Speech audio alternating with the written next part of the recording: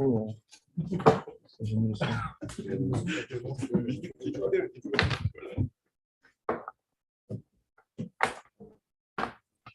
Allez, venez, faites pas les timides là.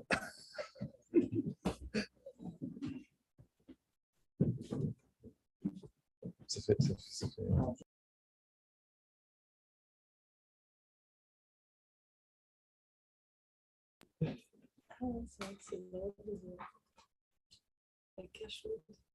Non, c'est ce que voilà.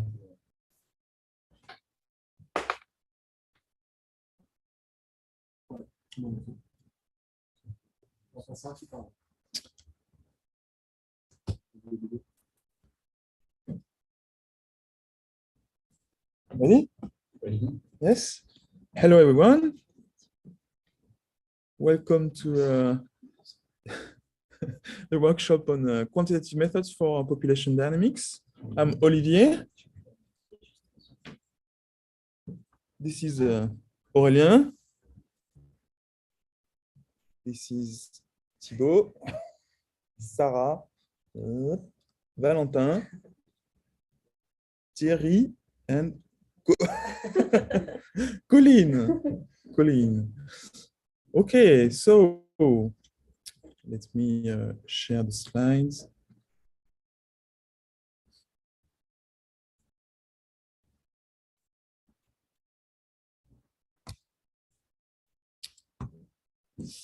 Okay, we wish we could have done this workshop in Montpellier to show you the wonders of the city and have lunch all together, but it wasn't possible for obvious reasons, for the COVID situation and a few other logistic reasons. But the positive side of that is that we can all be together on YouTube, and it's a lot of you, so it's cool in a way.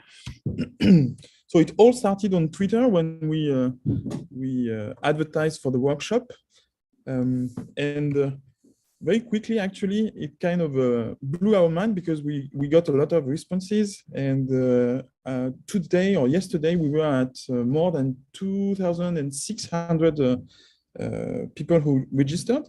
So it's very, very, very exciting for us. And also, we're a bit freaked out, to be honest, to do the workshop. But let's do it.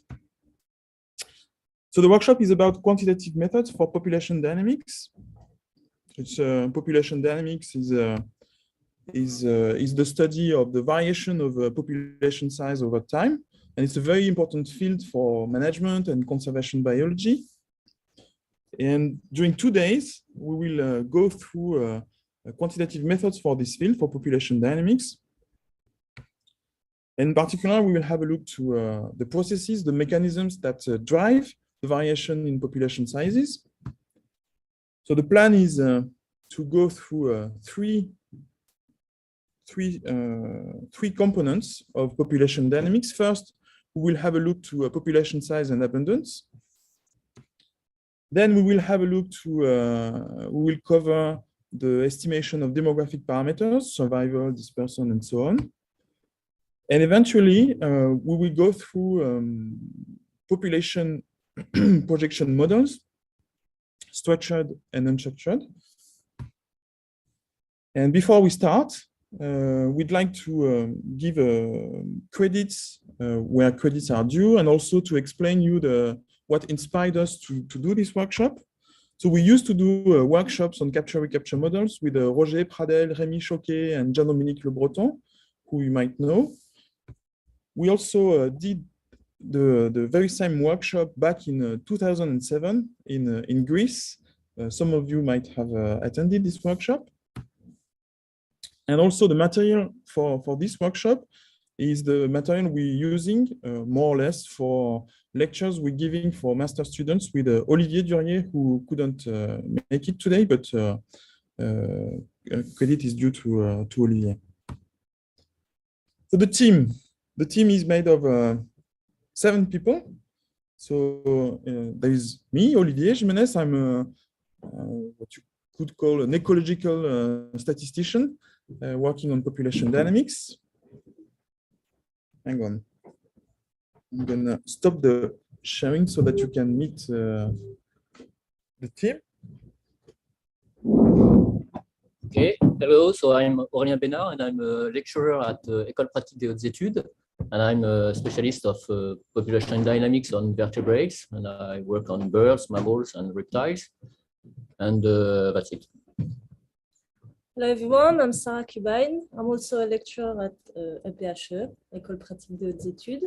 And I'm working on population dynamics, mainly in mammals and birds, with an evolutionary perspective to population dynamics.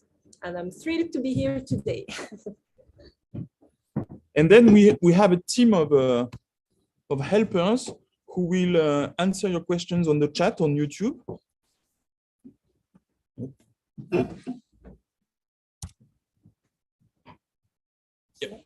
So hello everyone, I'm Colleen Cannon. I'm doing a postdoc at the CEF and I'm working mostly on birds demography. Hello everyone, I'm Thibaut Couturier. I'm a research engineer, and my current mission consists in supporting managers of protected area for the conception of protocols for study of biodiversity. Hello everyone, I'm Thierry Chambert. I'm also a quantitative ecologist, and I'm currently doing a postdoc at the CNRS in Montpellier, working on the impact of wind farms on birds' population dynamics. And so my name is Valentin. I'm a former PhD student with Olivier, and now I'm doing a postdoc on data integration with Aurélien Bénard here. I'm back. Okay, so that was the team. So on our plate, what do we have for these 2 days? So like I said, the first part of the workshop is about estimating abundance and density of population. We will cover conventional methods and the detectability issue, and in particular, capture-recapture methods, distance sampling methods, and mixture models. And then the second part will be about the estimation of demographic parameters and mechanisms with the survival estimation from capture-recapture data. We will also see how to use covariates to explain variation in these demographic rates and inference about dispersal. And in the last part, we will have a look to population projection matrix, population projection models. First, we will have a look to count-based projection models, and then we will go for structured models, age or stage structured models. And lastly, we will cover sensitivity analysis. That's the plan. Our philosophy of teaching, it's a big word, but the way we will teach this workshop. Okay, so there are lots of attendees, and as you might expect, with a huge heterogeneity in knowledge of statistical analysis, methods in population dynamics, and R, obviously. So, but still, it's our hope that everyone will find something to take home. Okay. To be fair, we've packed a lot of things in 2 days. And we don't expect you to digest everything, not at all. Huh? The material, including videos, is available from the website here, this website, and the video recordings will be available afterwards, okay, after the workshop is over, on the YouTube channel, but also on the website. And feel free to play around with the material we provided while we walk through it, and also afterwards, obviously. And sorry, there's this, yeah. And the workshop is organized in modules, and each module is a combination of lectures and demonstrations, live demonstration, as we will see.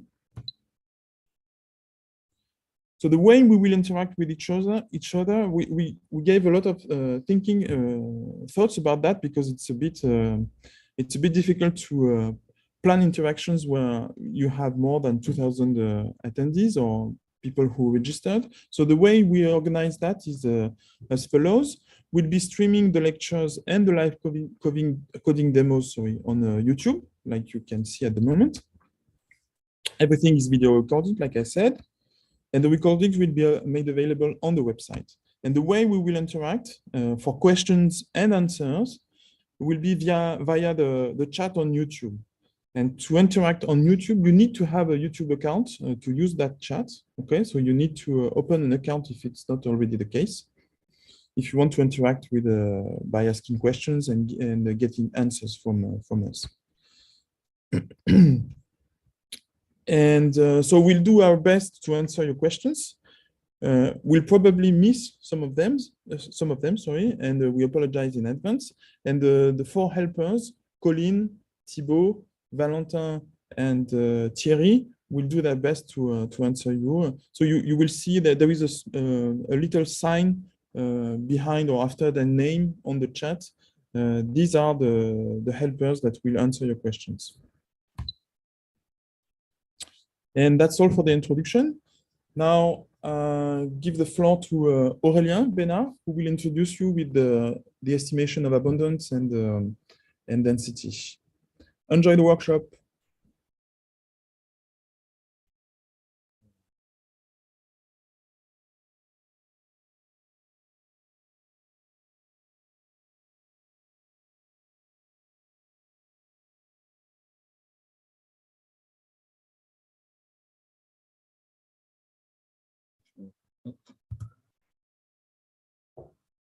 Hi, everyone. Is it okay? Thanks. Thanks, Olivier, for this introduction. So, as Olivier told you, as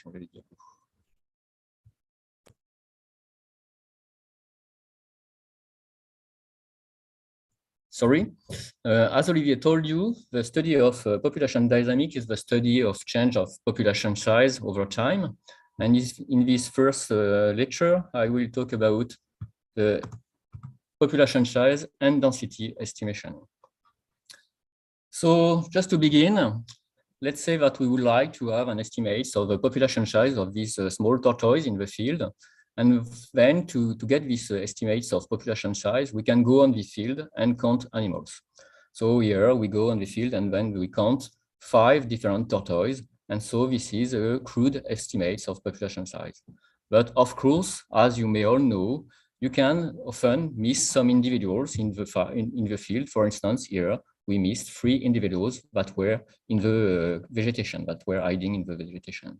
So it means that when you count individuals on the field, even if for plants, for instance, for animals, but also for plants, you always miss some individuals. There is a lot of good reason to miss some individuals in the field. It can be because the observer lacks some experience in detecting the individuals, or because the weather is too cold for the animals to be active, for instance. So if you use the raw number of individuals detected in the field, then you will have an underestimation of a population size. Let's move on a bit. And sometimes in ecology, we would like to compare the abundance of the densities on different sites because we want to have some information of habitat selection, for instance, of management action, for instance. So here we have 2 different sites, and we go on this site to count individuals, so to make some inference between these 2 sites in terms of abundances or density. So we go on the site A and we count 4 individuals, and then we go on the site B and then we count 2 individuals. So the conclusion is that the abundance is higher on the site A than on the site B. But of course, because you see here that we have denser vegetation on the site B, we miss more individuals on the site B than on the site A. So this is very important because it means, again, that if you use raw counts to get an estimate of population size, you will make a wrong inference on spatial variation of population size or abundances or densities.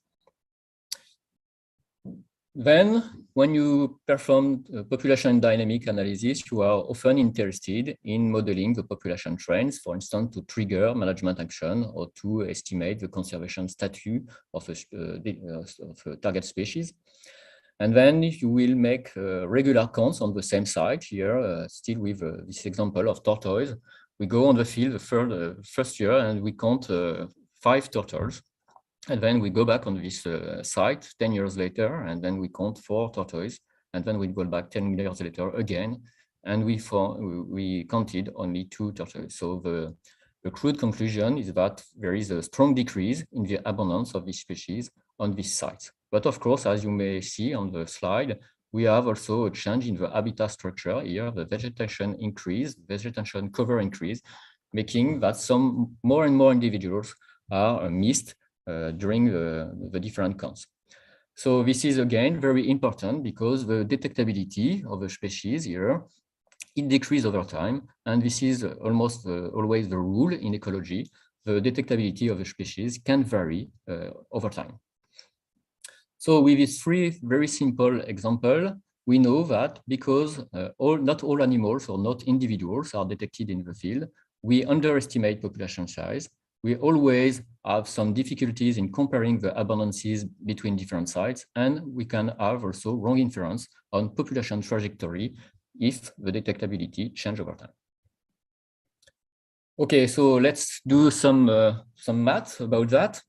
So if we not n the abundance of a particular species at a particular study area, the true abundance that we are looking for, and then if we not see the number of individuals counted in the field in this study area, then we have the expected value of the count of C, which is the multiplication of the true abundance n multiplied by a parameter we will call P for the rest of the workshop. And P is the probability of detecting or of counting an individual that is present in this study area. Eventually, we can then rewrite this equation, and then we got an estimate of the population size that is given by the number of detected individuals divided by the P and by the parameter alpha that is here, the fraction of the study area that is sampled. So if we want to have a good estimate of the true population size, unbiased by detection probability, we need to estimate P. Okay, so first of all, you can just have a look to this alpha parameter. This alpha parameter is a fraction of a study area that is sampled. How to select these sample units to count animals and then to obtain an unbiased estimates of abundance is a relatively complex task. It needs to define some kind of statistical population of sample units and then to rely on some random selection process of this sample unit to survey. There exist a lot of different sampling designs, such as random, systematic, stratified, spatially balanced sampling design, but we will not cover this aspect in this course. If you are interested on sampling design and random selection of sample units, you can read these 2 very interesting books. The second one, Sampling from Stephen Thompson, is very specifically dedicated to sampling theory. And the first one, Analysis and Management of Animal Population by Williams, Nichols, and Conroy, is the Bible for people working on animal population. And you will find there a lot of theoretical information on sampling design, but also on population size estimates or population dynamics. And a lot of the concepts they develop in this book can be applied to plants too. Okay, so the goal for now is that we need some method to estimate the detection probability when this detection probability is below 1. There exist several methods to do that, and their use depends on whether the population are closed or open. So for closed population, we have capture-recapture method, distance sampling, and air mixture. And for open population, we have capture-recapture and open and mixture. So in this course, we'll focus only on closed population for this part this morning. And we'll deal with capture-recapture for closed population, distance sampling, and mixture for closed population. And later in the afternoon, Olivier will tell you a bit more about open population and how to estimate demographic parameters. So what does mean closed population? Closed population means that between your first field session and last field session, the population have to be demographically closed. It means that there is no birth and no death. It means also that during the same time interval, first session and last session of fieldwork, the population should be geographically closed. So it means that there is no immigration and no emigration, and that between the first and the last field session on your study area. So it implies to work over relatively short time intervals, but of course, short depends a lot on the life history tree of the species you are working on. For instance, if you work on the tortoise, as we saw just before, you can make field work for 3 or 4 months with no problem, because this species has a very limited dispersal capability and a very long survival, high survival. And of course, if you work on this small butterfly, you will have to organize your field work to make your different field sessions over a relatively very short time intervals, such as a week or even a few days. Okay, so the first method we will cover in this lecture is how to use capture-recapture data for closed population to estimate abundance or population size on a study area.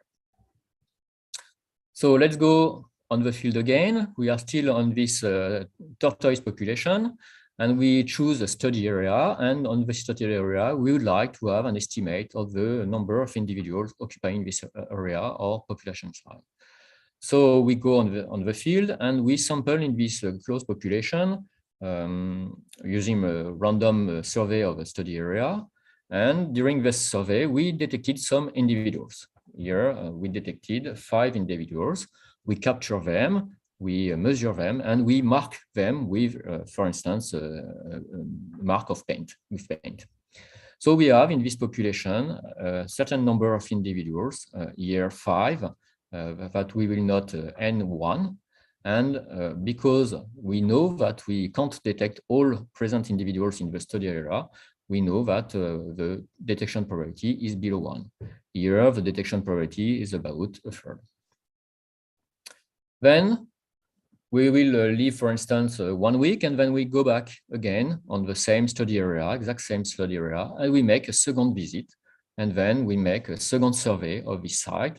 And again, we detect, we capture some individuals, a certain number of individuals, here 6, and then we will note this number N2. And among these newly captured individuals, some are already marked. Here we have 2 different individuals that all have been captured at the first session, so they are already marked, and some have no mark. So with these 2 different sessions on the field, we've got 3 values: N1, the number of individuals detected at the first session; N2, the number of individuals detected at the second session; and M, the number of individuals detected at both sessions. So the proportion of marked individuals after the first sample in the population is given by N1 divided by N, the entire population size. The proportion of marked individuals in the second sample is given by M divided by N2. And so if we assume that the sampling sessions are independent, meaning that individuals have equal detection probability whether they have already been captured or not, then the proportion of marked individuals in the second sample is also the proportion of marked individuals in the entire population. So by the simple rule of 3, we can get an estimate of the population size by the simple multiplication of N1 multiplied by A2 divided by N. So with 2 visits and marked individuals, we can have an estimate of population size for this population. So this way of estimating population size is called the Lincoln-Petersen index, and is a relatively old method. Another way to write this Lincoln-Petersen index is to think on the capture history of the different individuals. Capture history means that we can look for each individual whether they have been captured at the first session and second session or not. So here we have 3 different capture history. We have a certain number of individuals that have been captured at the first session, so I put a 1 here, and that were not captured at the second session, so with 0 here. So this number in the population, this number of individuals that have this particular capture history, can be obtained by the multiplication of the true population size we are looking for, multiplied by the probability to detect to capture the individual at the first station, multiplied by the probability to not capture this individual at the second session. So P2. 1 minus P2 is the complementary of P2. That means the probability to miss a present individual. We can do that also for the individual that were missed at the first capture and then detected at the second session. And then this number is the number of individuals in the population that were missed at the first session, 1 minus P1, and that were then detected at the second session, P2. And we can do also that for the individuals that were detected twice.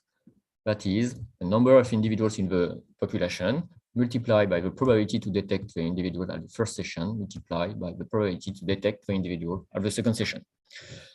So we have three equations. We have three unknown values, n, P1, and P2. So there is no difficulties in solving this equation system to get an estimate of n, P1, and P2.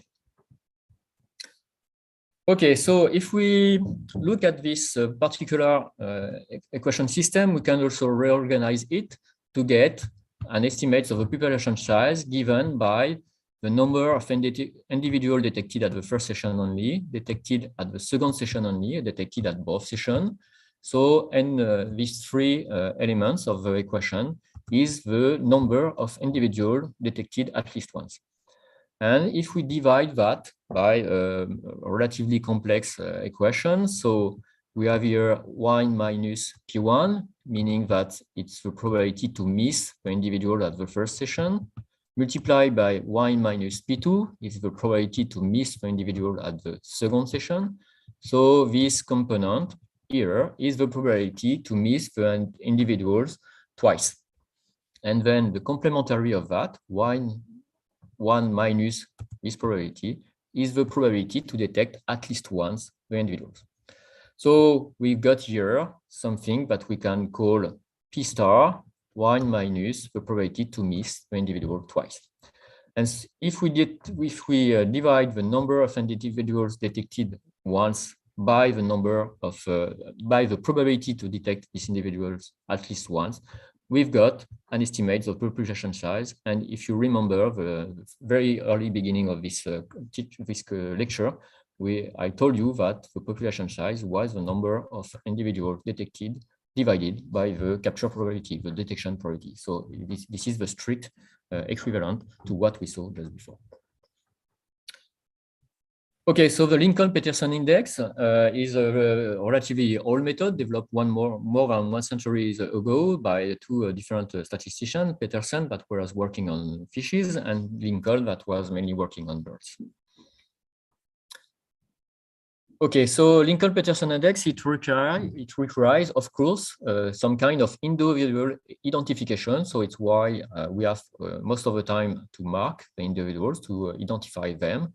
But with two different sessions, as we did just before, we can also use only group marking, and it will also work. So how do we mark individuals? So there is a lot of different possibilities to mark the individual. So we can make some physical alteration of the individuals, as you can see on this seal, for instance, or we can make some scratch on the tortoise, and we can cut some ears on some big mammals or small mammals.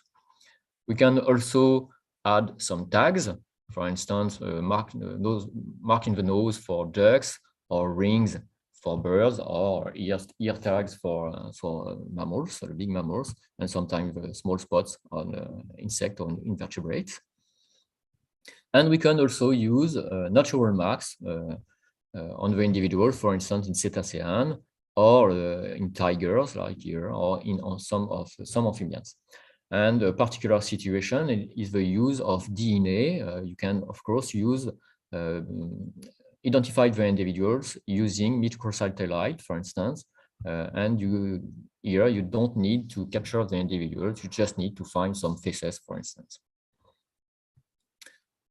Okay, so one of the assumptions of the Lincoln-Peterson index is that the population is close demographically and geographically. This is a very, very important assumption of Lincoln-Peterson index, and I will show you with a small example why. So here we have a study area in blue that we decided to survey. And inside the study area, we have 10 individuals. So we go on the field, and we are very, very efficient in this situation, and we capture all the individuals in the study area. So we capture them and we mark them. So we have N1, as I told you before, that is here 10 individuals. But you can see here that outside the study area, we have red dots, that is individuals that occur outside the study area. And of course, these individuals are not marked because we do not survey this area. But between the two field sessions we will conduct on this population, we have some movements, and individuals that were inside the study area, they move out from the study area, and individuals that were outside the study area, they move in the study area. So a few days later, 1 week later, for instance, we have now in our study area some marked individuals. Here we have 3 previously marked individuals and some unmarked individuals, and we have 7 unmarked individuals. So if we use, in this situation, the Likon-Petersen index, we have N1 that is 10, N2 that is 10 if we are efficient enough to capture all the individuals, and M, the number of individuals detected twice, that is only 3. And then if you use the Likon-Petersen index, I have told you just before, we'll have an estimate of population size of 30 individuals, while the number of individuals in the study area was 10 at the first session and 10 at the second session. So it means that we have a huge bias, high bias, positive bias in this population size estimate. So when the population is not close, demographically or geographically, we have, most of the time, we have a large overestimation of population size. So here we can say that we estimate some kind of suprapopulation here that include both individuals in the study area and outside the study area. But of course, this is true only if movements of an individual are strictly random. And then if not, then we don't really know what kind of suprapopulation we are working on. Okay, so Likon-Petersen index, it comes with an over-assumption that all individuals are equally likely to be caught in each sample. This is why we can use only one probability to be captured at the first session for all individuals, and P2, the capture probability to be detected at the second session for all the individuals. This is also why we can get an estimate of M individuals by the multiplication of P1 and P2, meaning that these two probabilities were independent. So this is a very strong assumption, and we'll come back on that a bit later. And the last assumption of Likon-Petersen index is that the individuals they do not lose their marks, or their marks are not unobserved. So this is very important, because if individuals lose their mark, then you underestimate the number of individuals detected twice, because in the second sample, you have marked individuals that you do not recognize, and then you have a strongest overestimation of the population size on the site. Okay, so let's go back to this assumption of Likon-Petersen index that all individuals are equally likely to be caught in each sample. This is a very, very strong assumption. And we know that for most species, this is not true, because there is several sources of variation in capture probability. For instance, capture probability can vary over time because of weather condition, or because so, for instance, when the weather is very cold, the individuals are inactive and much more difficult to detect, for instance, or because you will have some variation in your sampling effort because of budget restriction, for instance, or because the observer are not have not all the same field experience, for instance. So this is the first source of variation over time. We can also have variation induced by the behavior of the individuals after their first capture. Some individuals may avoid, for instance, the trap when they have been previously captured. And we can also have some individual heterogeneity in capture probability. depending on the age of the individual, their sex, or their social status. And we can, of course, have a combination of these different effects in the field. So we would like to be able to test these effects, but we can't do that with the Leclerc-Peterson index with 2 sessions. To test these effects, we need more than 2 field sessions. So when we have more than 2 field sessions, we usually rely on the writing of the math using these capture histories I told you a bit earlier. So we typically have in the capture-recapture a data set that is made of different lines, different rows, and each row is an individual. And then we have different columns, and these columns, they are the different field sessions. And in the cell, we put a 1 when we capture an individual, and we put a 0 when we do not capture an individual. So this first row is an individual that we capture at the first session, missed at the second session, capture at the third session, and capture at the fourth session. This second individual, we missed it at the first session, then capture it at the second session and third session, and then missed it at the last session. So this is the capture history. We'll have to make some assumption to estimate population size with more than 2 sessions. We still rely on the assumption of the Lincoln-Peterson index. First, the population is close demographically and geographically. Second, the individuals do not lose their marks, and the individuals are identified without error. And third, all individuals in the population are equally likely to be caught in each sample. So if we accept this assumption, then we can write a first model that we will call M0. This model is a model where the detection probability is constant among individuals and among field sessions. So this is a very simple, straight generalization of the Lincoln-Peterson index to more than 2 sessions. So let's go back to our capture histories. In this situation, with, for instance, 3 different field sessions, we have 8 different capture history possible, no more than 8.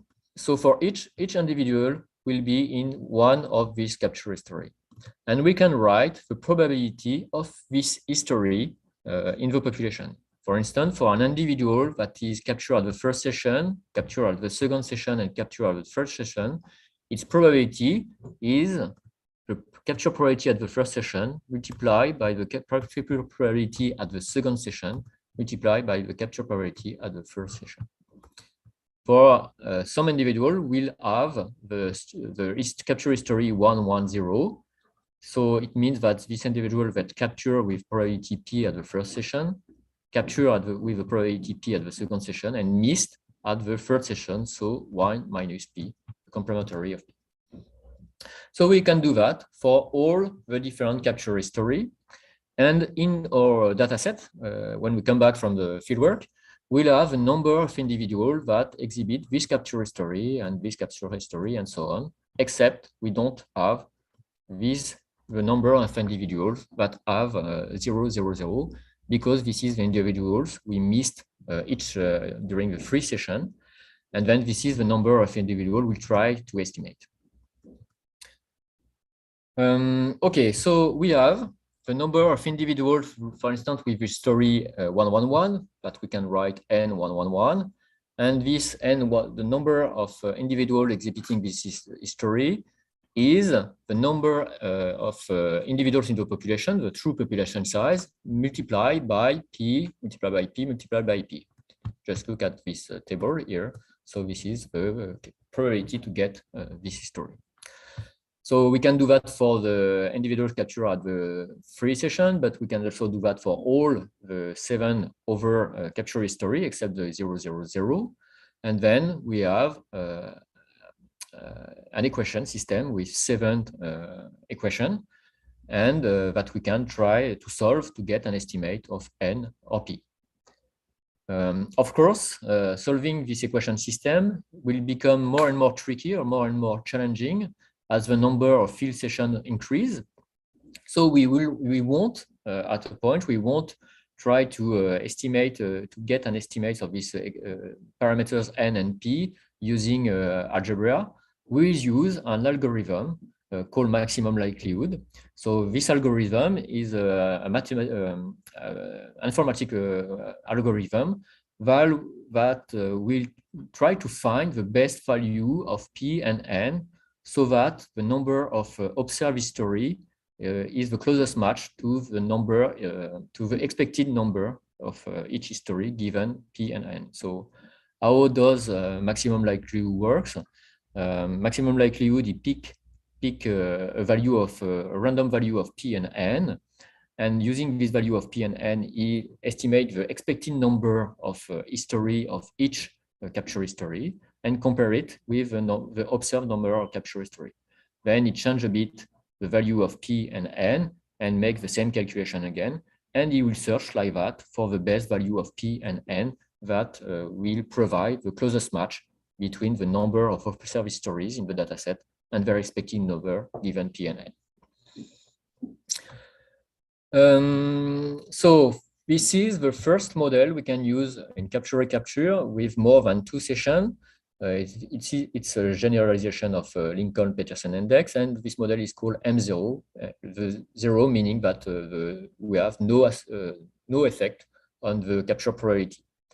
This model is is highly constrained, and we would like to relax some assumption, and notably we would like to develop model with time variation of detection probability or behavioral variation of detection probability, meaning that the capture probability and the recapture probability of previously captured individual would be different. Okay, so let's see how we can write these 2 models before making a short break. So the first model is a model called MT, where we would like to have capture probabilities that will vary with over time, with session. So I told you earlier before, it can be because the weather condition change over time, or because the field effort change over time, or because the observer experience change over time. So if we have k session in the field, then we will have with this model to estimate k plus 1 parameters. We have to estimate the population size n, but also p at the capture probability at the first session, p1 at the second session, p2, and so on until pk. So we can write the probability to get the 8 different histories we got before. It's still the same capture history. We still have the same data set.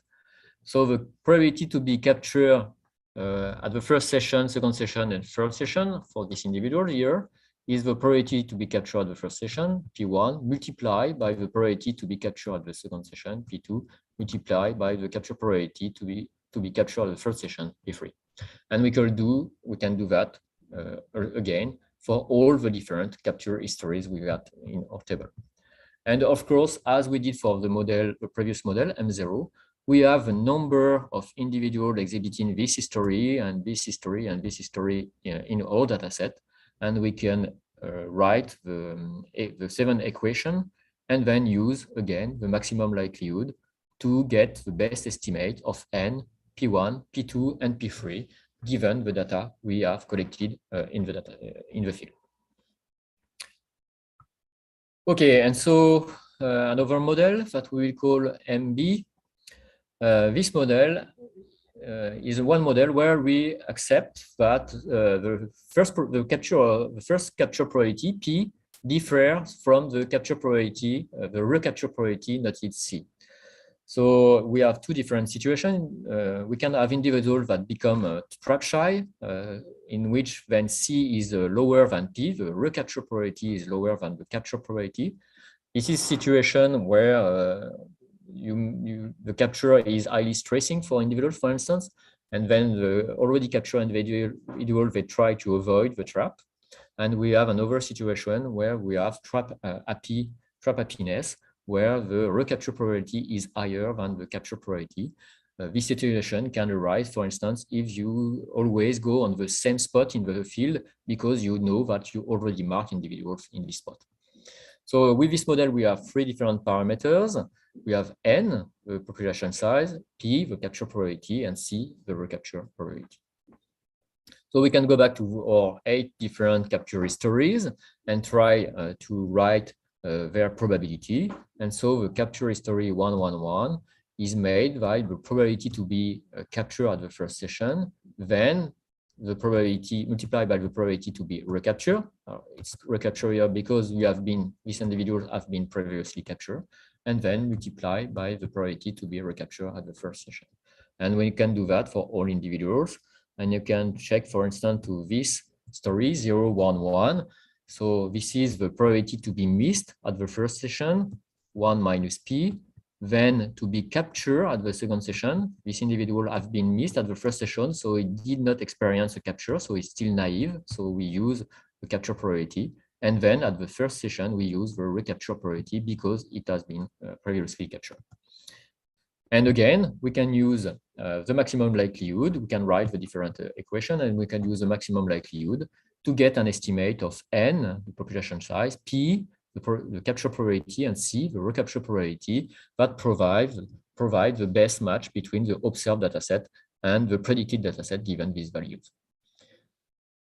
Okay, so we have these 3 different models for now that allows to have a constant detection probability, time varying detection probability, and a difference between capture and recapture probability, so trap dependence. And we'll make a short break for now for 15 minutes. We'll come back at 10, and we'll continue with capture, recapture, and mixture models. Thanks. See you in 15 minutes.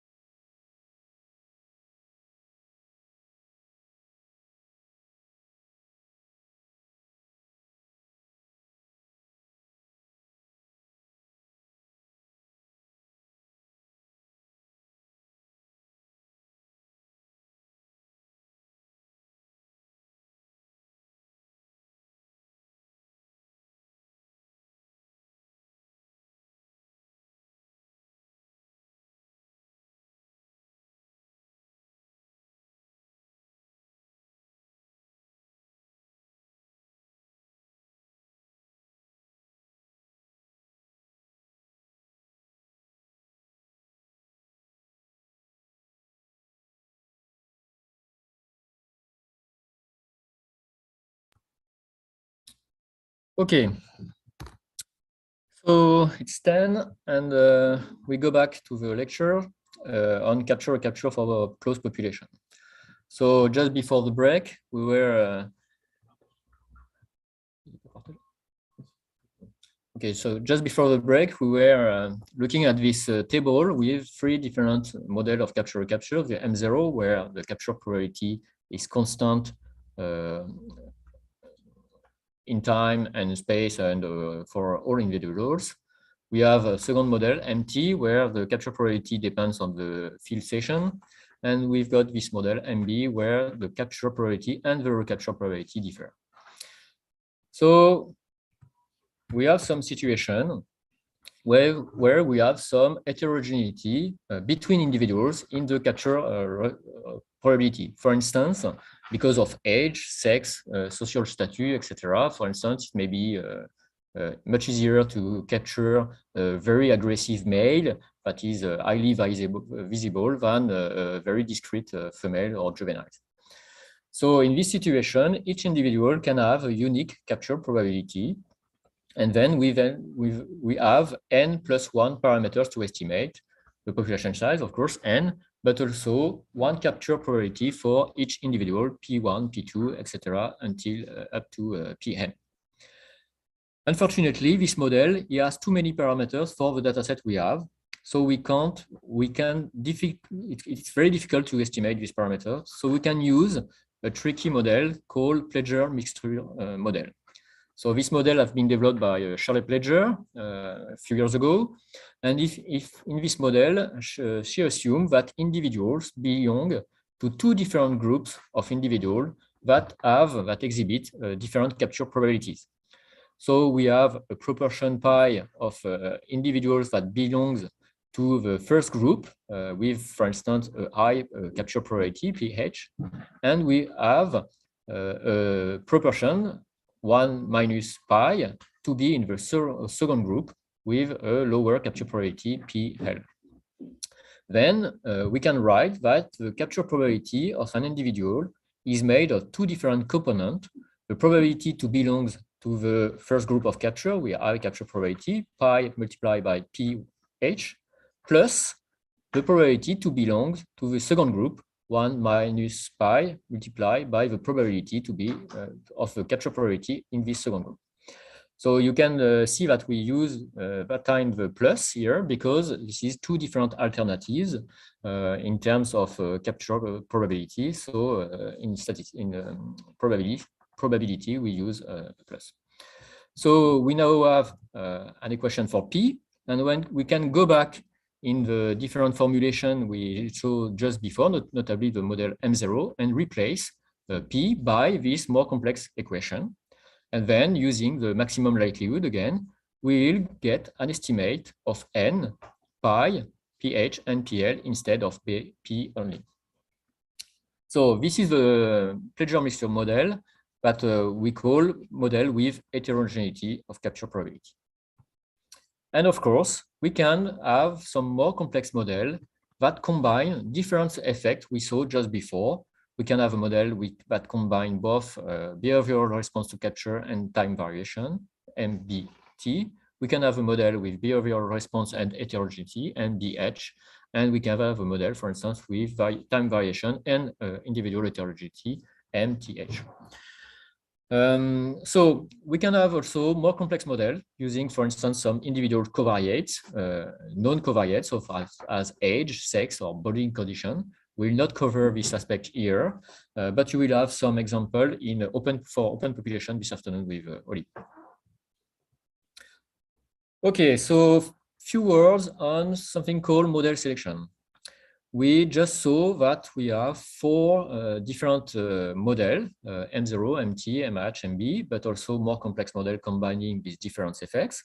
So we can fit 7 or 8 different models to the same dataset. Each model fitted to the same dataset will return a different estimates of population size n. So how to select for the best model, the model that is the best given the data we have? What we know in statistics is that the most complex models are always the one that explain best the data. when you complexify a model, you always increase the explained variance of the data. However, sometimes the complexification you introduce in the model, it can lead to very only small improvement of explained variance, and then it's not always relevant to keep the most complex model. So the idea to make some kind of model selection process is to penalize models that have too many parameters. To do that, in the context of maximum likelihood, we use a criterion called AKK information criterion from a Japanese mathematician from the 70s. So the AKK information criterion called AIC is made of two different components, the deviance and parameter noted K here. The deviance is a measure of the explained variance of the model. So it's a measure of the quality of fit of the model. A K is the number of parameters in the model. And you can see then that the AIC makes the balance between the quality of the fit with the deviance and the complexity of the model. The more the model is complex, the lower is the deviance, but the more he has some parameters. So the best model will be the model with the lowest AIC value. So for each model that you can fit on your data, you can get, using the maximum likelihood, you can get an AIC value, and you will select for the model with the lowest AIC value, because this model is the one that allows to explain the data with less parameter possible. Okay, so to finish this course on closed capture-recapture, I would like to come back to some thoughts on the closure assumption. As you saw just before with the example of a study area in blue, if you remind that, it was very important, it is very important to respect this assumption that the population is closed if you want to have unbiased population size estimate.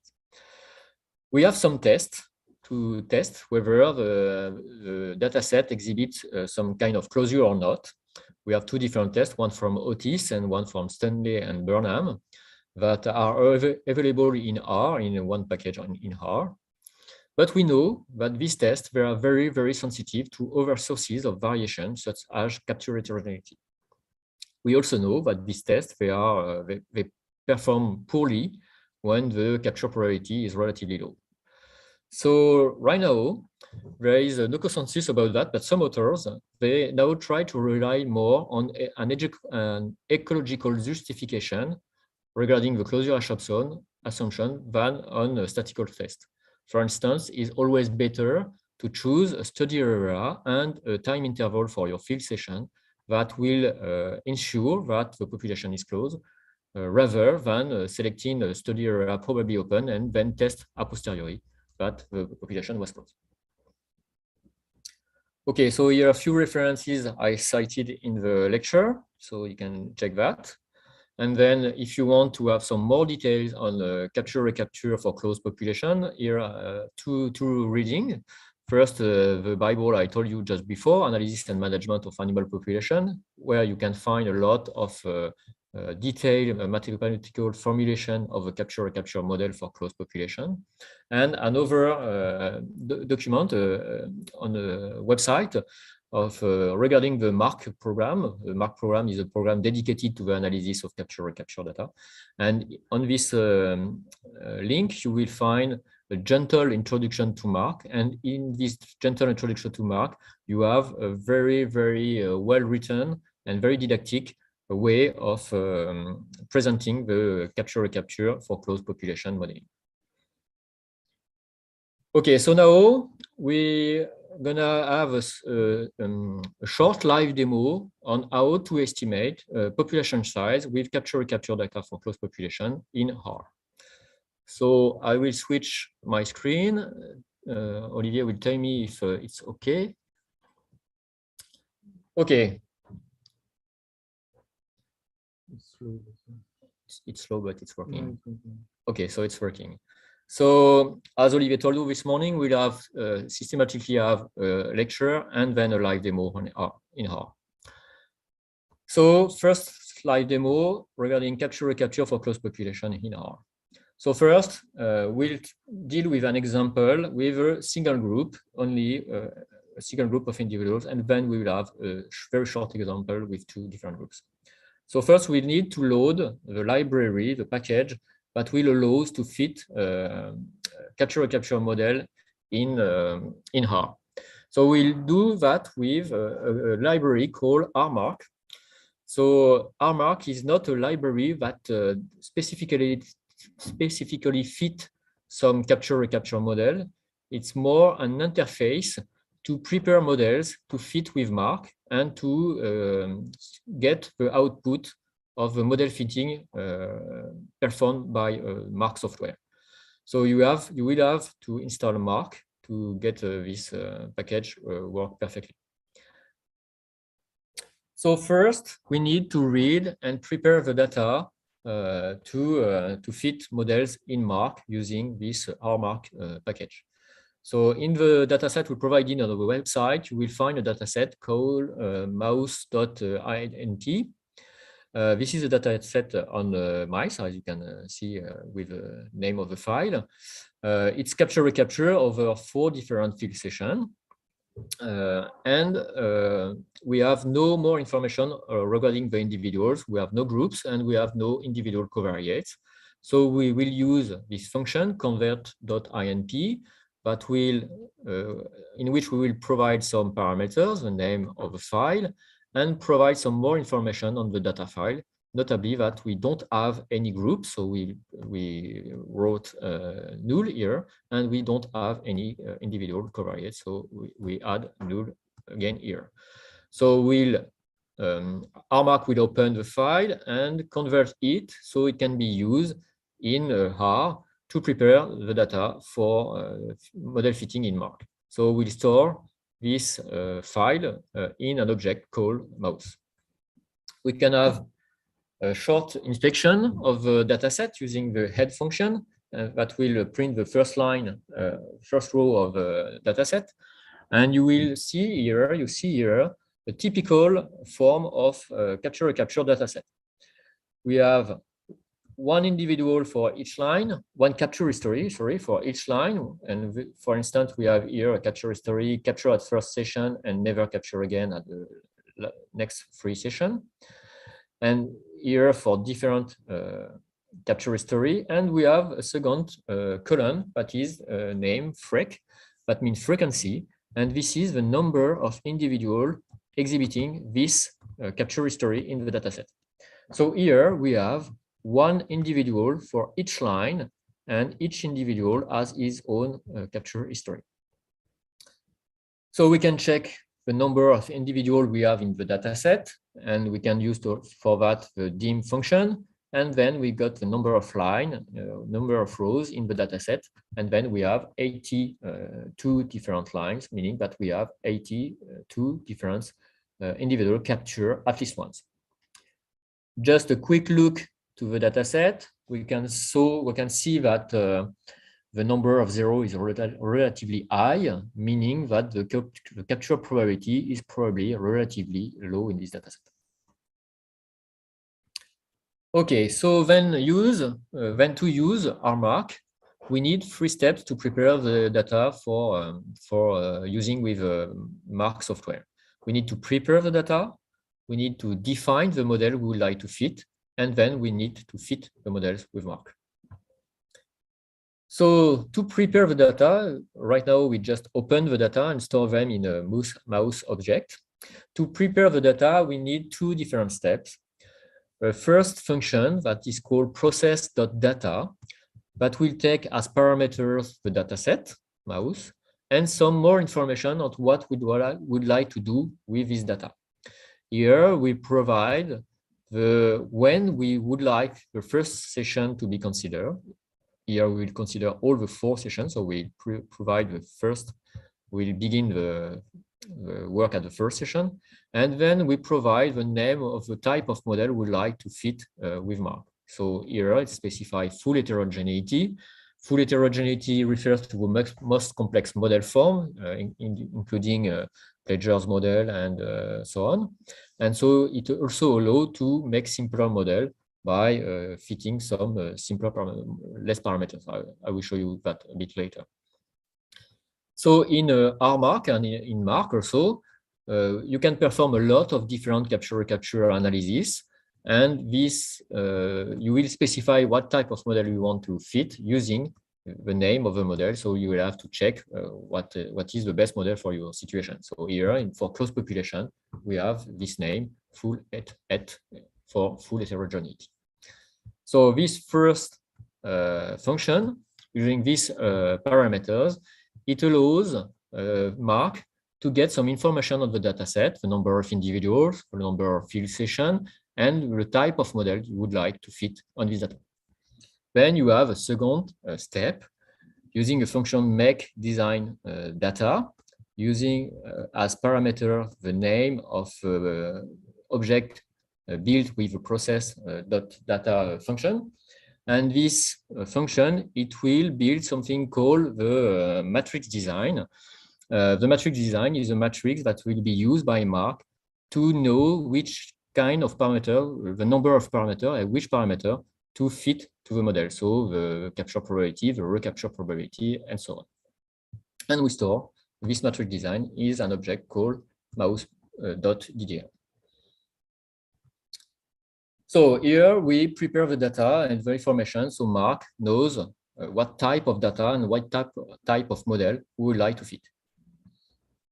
Then we'll have to define the model we would like to fit on this data set. And to do that, we will use a function that will do three different things in 3 steps. First, specify the different effects we would like to fit in the models. Then create a list of all the models we would like to fit. And then to prepare this model for being fitted in Mark. This is important to note here that RMark considers by default that capture probability P and recapture probability noted C, they are different by default. So if we want to have no trap dependence, so P and C equal, we will have to specify it in the function I will show you just after with a parameter called share, where we will say that the share equal true, meaning that P and C are equal. So here you have the function we'll use to make the 3 step, prepare the list of model, build a list with these different model, and make this model ready to be fitted with Mark. So first we will write the different model we like to fit in this analysis. To do that, we'll use a list, and in this list we will provide some information, some more information on the type of model we like. We will have 2 different components on this list. The formula part, that is the effect we would like to fit on the detection probability, and the share part, the share parameter, that is whether we would like to have the P and C, the capture and recapture probability to be equal or not. So here we prepare a first model, P dot dot, where the formula is tilt 1. Tilt 1 means that we want to have only a constant capture probability. 1 means constant, no effect at all in this model. And we specify that share equal true, meaning that we would like to have P and C equal, identical. And so this model, P dot dot, is the M0 model. We have same value for P and C, no trap dependence, and we have no effect at all on the capture probability. So it's a constant model, M0. Then on the second line, we'll build another model that we will call P dot dot dot behave, that is made of still a list, built with a list. And the formula here is still tilt 1. So it means that we have no effect on capture probability. But the difference with the previous model is that we remove the share equal true parameter. So it means that by default, share equal false. And then in this model, P and C will differ. We will have different capture and recapture probability. So it is a model MB, B for behavioral response to capture, meaning trap dependence. Then we will build we fit some more model, prepare some more model, p.time. Here we still want to have p and c equal, so we fix share, the parameter share to the value true, and then we just specify that we like to have a time effect on the capture probability in the formula. So this is the model MT, p and c are equal because of this option share equal true, and then we have a time effect on the capture probability, and so on. We can build here a model with mixture model with heterogeneity. So we have p dot h. The formula is tilt mixture for heterogeneity model, mixture model of pleasure.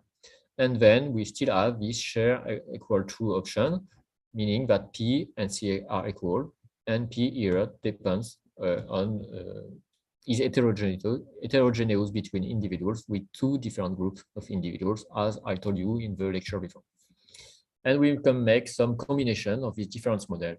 And then we can build here 8 different models that are all the combination of a different effect, time variation, mixture model, and trap dependence. As soon as we provided all the information regarding the model we would like to fit, we can use this function create.model.list and specify again the type of model we like to fit. And this function, it will scan the R environment to detect the different model we specified just before. And it will store this list of model in a list that we call here mouse.model.list. So we have specified the model we would like to fit, and we built a model list with this create model list function. And then now we can use this model list to send them to Mark using a function called mark.wrapper. And this function, it takes as parameter, as argument, the list of the model we just built, the data set, of course, and the design matrix we prepared just before in the previous slide. So this mark.wrapper function, it takes all the information from the model and the data and the matrix design. It prepares a table to send them all this information to Mark. Then Mark fit the different model, and this mark.wrapper can store the different outputs of the different model we fitted on Mark and store this output in a single table, single object to be explored in our environment. So we'll use this mark.wrapper function and then store the result in an object called mouse.result. So here we have this function that in 3 steps allows to specify the model we would like to fit, and then to fit them and get the result from Mark. So we can launch this function and store the result in this mouse.result object. So we'll have a lot of printing, because when Mark fit the model, we get some information. But we can also then, after Mark finished to fit the different model, we can look at the different results by printing the result of the mouse.results. So look at the result included in this object, and we have this table where you can see each line in this table is a model we fitted in Mark. So we specify 8 different models in our list of models in the previous function. So you have here 8 models with their ID. You have the IC, so you can compare their fit and select for the best model, for instance. And then you have a formulation of the model here that is not extremely explicit, but we'll go to that to have a clear view of how to interpret this difference model. So if you're a bit lost in this difference model, you can see here there is an ID of the model. And then if you call the function name of this object, you will have the name you specified in the function when we prepare the different models. So you can find which model is on which line. So let's go back to this output. We can check the different parameters here. This is the name of the model, and the name of the model is made of the different parameters that we can fit in this type of model for close capture models. So we have the parameter pi. Pi, I remember you that it is the proportion of individual in each group of capture heterogeneity.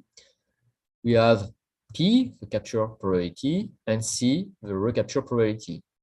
And we've got an additional parameter called F0 that we did not see just in the lecture. The F0 is the number, the estimated number of missed individuals. So when Mark wants to estimate a population size with closed population model, he does not directly estimate the number of individuals in population. He estimates the number of individuals that we missed during all the different field sessions, and then add these missed individuals to the number of individual capture to get an estimate of the population size. So for this first model, we can see that we have tilde1 on pi, tilde1 on P, tilde1 on C, and tilde1 on F. So it means that we have a capture that is constant over time, a recapture that is constant over time, and a F0 that is constant over time, of course, because the population is closed. If we check, so this model is a model MB. We have a different value for P and C, and we don't have over effect on P. We can check the second line where you have here P depends on time and C is constant. So it's a model where the capture probability depends on the session, while the recapture probability is constant. And you can check this difference model here, and then you have a mixture model just in the third line. Mixture model plus time variation. And then an interesting point is to check the fifth line here, where you have C and you have nothing in the bracket for the C parameters. This is because this is a model where we specify that C and P were identical, were equal. So here we have a model where C is time dependent and has the same value as the P value. Okay, so we have this table that allows to make some kind of model selection, for instance. And now we would like also to go back to the biology and to get an estimate of the population size. That is our initial question. So to do that, we can explore the parameter estimated by the model. And to do that, we have to go inside the model.result and to get the parameter estimated. So to get that, we can use this model.result object, use a dollar to select for the model we would like to explore. Here we explore the M0 model, and use a dollar to check the result, and use a dollar to check the real estimated parameter. So if you use this function, this line of code, you will have a print of the different model estimates performed by the model. You have here 3 lines.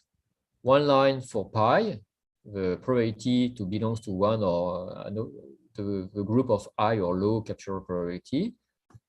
The P, the capture probability, and the F0, the number of missed individuals. So pi is not relevant here because we are in a model where everything is constant, the capture probability is constant, so we don't have mixture model. So this parameters is, you can see here, is 0.5, and it has no standard error, so it was not estimated. Then we have the capture probability, and because we are in the model M0, this is also the recapture probability. And this capture probability is here 0.2223 if we make the approximation. And so it's not a lot. 23% of capture probability. It's relatively low, but we were expected that, as if I remember the data set, there were a lot of zero in the data set, so we were expecting to have a relatively low capture probability. And then the F is the number, the estimated number of missed individuals, that is here 46, with its standard error and confident interval, 95% confident interval. So using that, this F, and the number of captured individuals, we can get an estimated population size, but you can obtain it in the mouse result object by looking at something called the derived parameters. It's not a parameter directly estimated by Mark. It's derived from the parameter estimated by Mark plus the number of individuals in the dataset.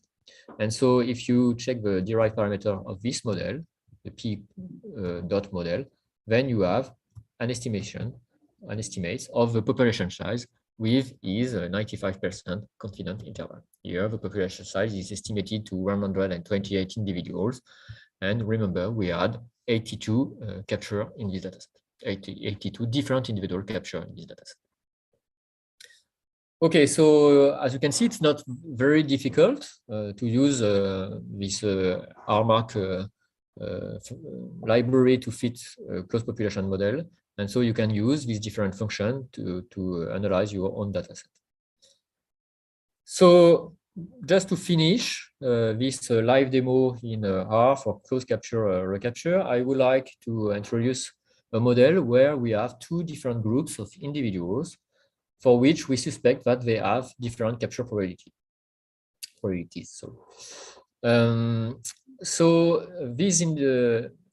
In this situation, we know that we have two groups of individuals, male and females. Here is still an example of mouse and for which we have the sex.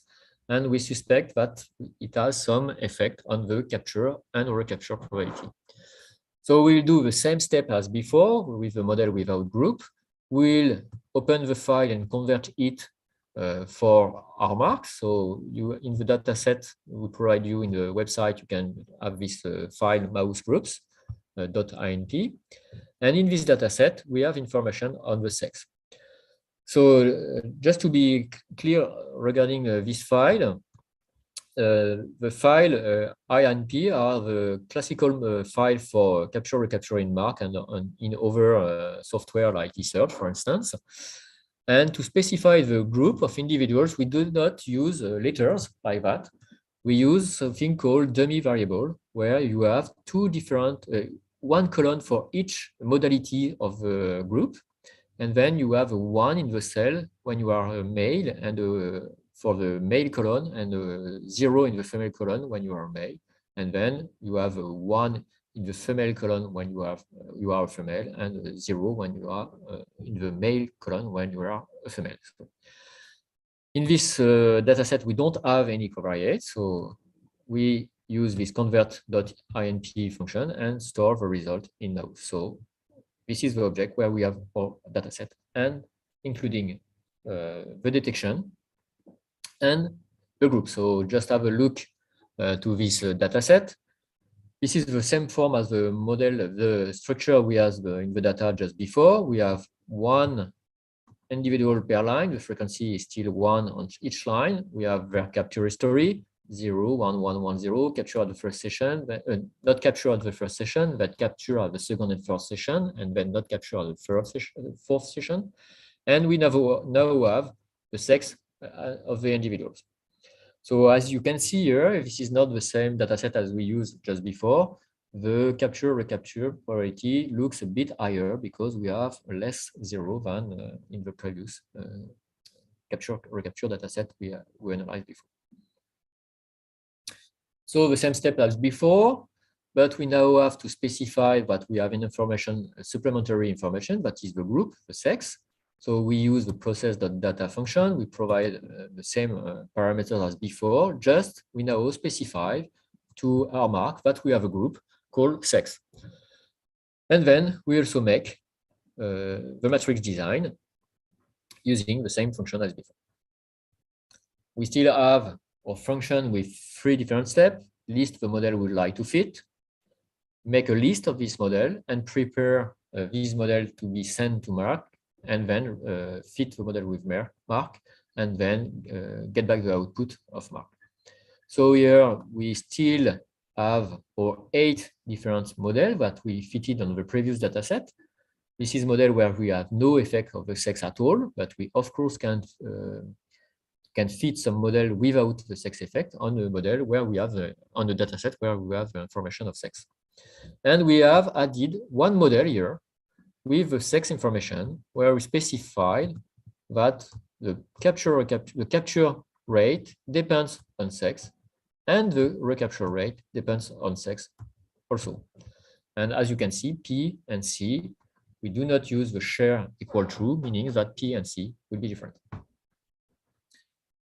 So we create this model list, and we use the Mark wrapper to prepare the list of model, then send this list of model to Mark, and then get the result, the output of the fit performed by Mark in the R environment.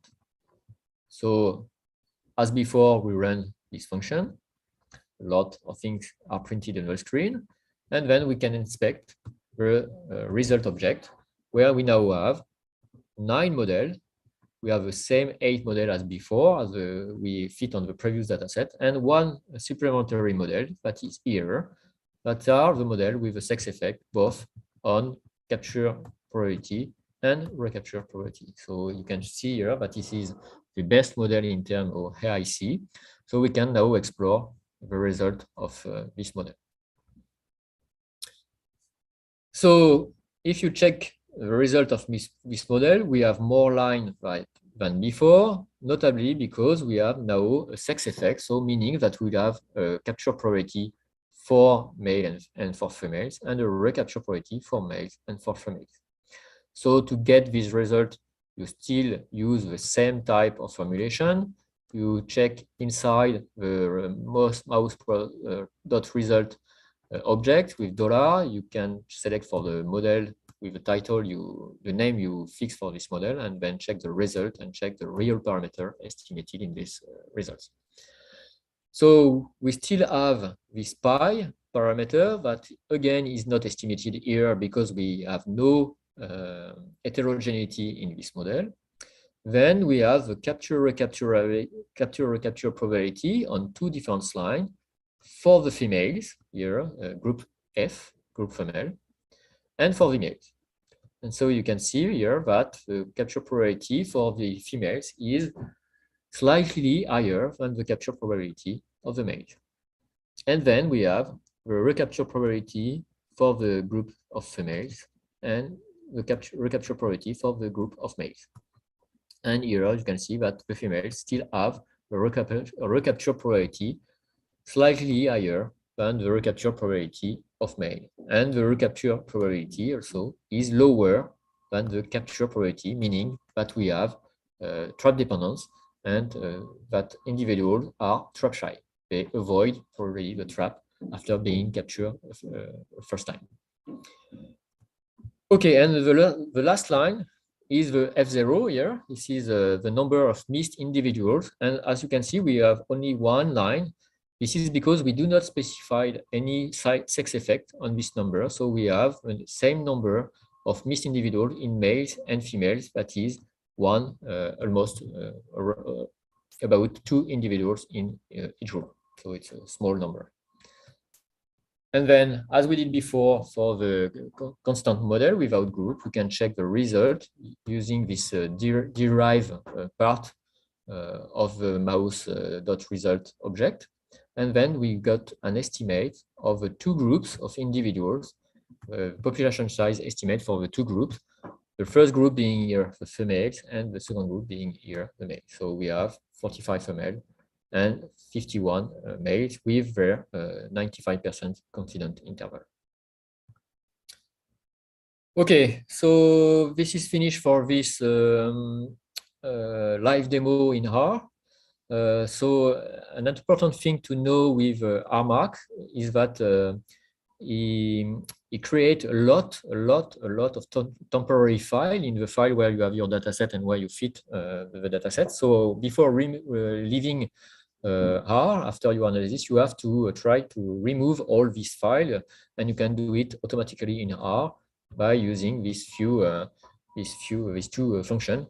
And of course, you can do it by hand in the folder with mark result, but it's much more complex. Okay, so thanks a lot.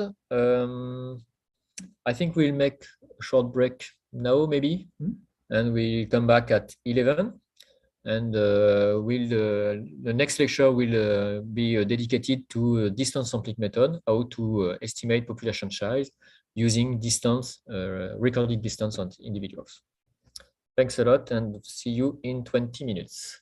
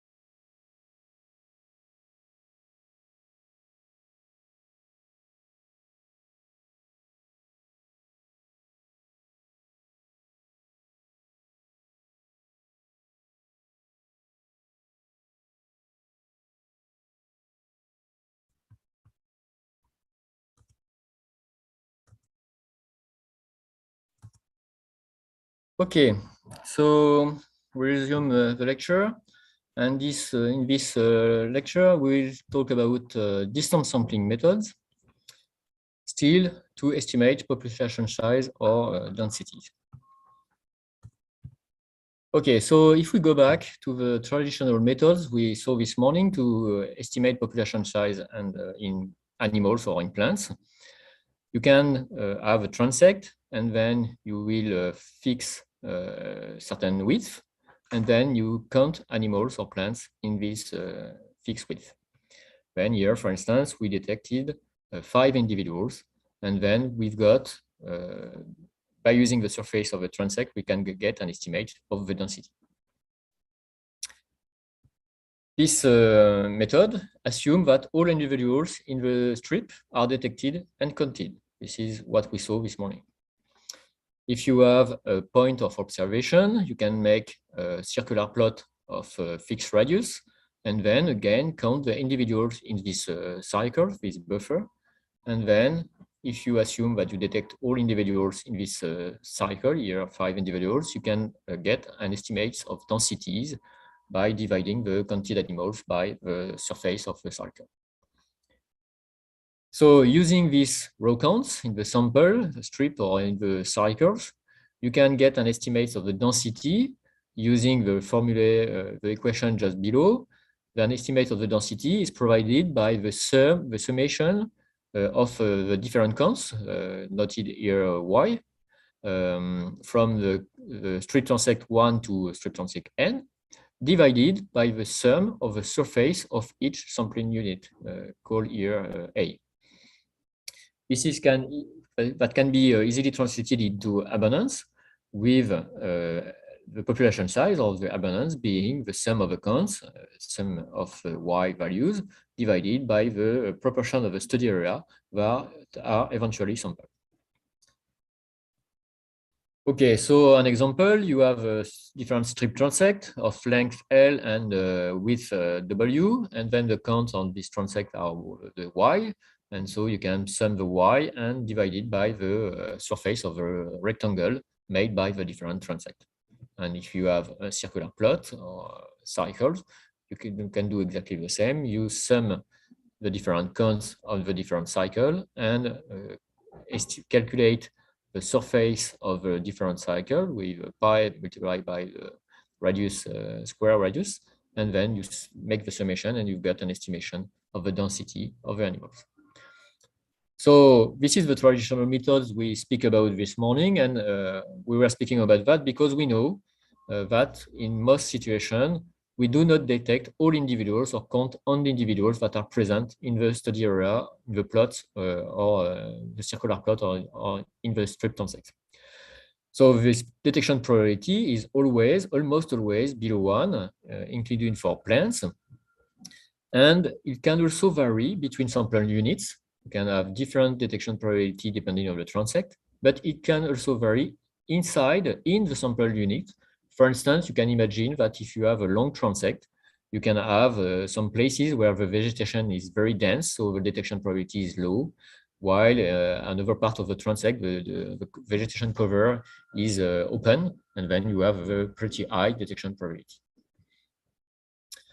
So back into the 80s, an English statistician called Steve Buckland, he developed a method called distance sampling by thinking that the number of detection when you are in the field, it tends to decrease with the distance to the observer. So this decrease in the number of detection with the distance to the observer means that we have some information on detection probability encapsulated in the measure of distances. So the question was for Steve Buckland, can we estimate detection probability by recording the distance of detected objects or detected individuals to the observer rather than their presence only?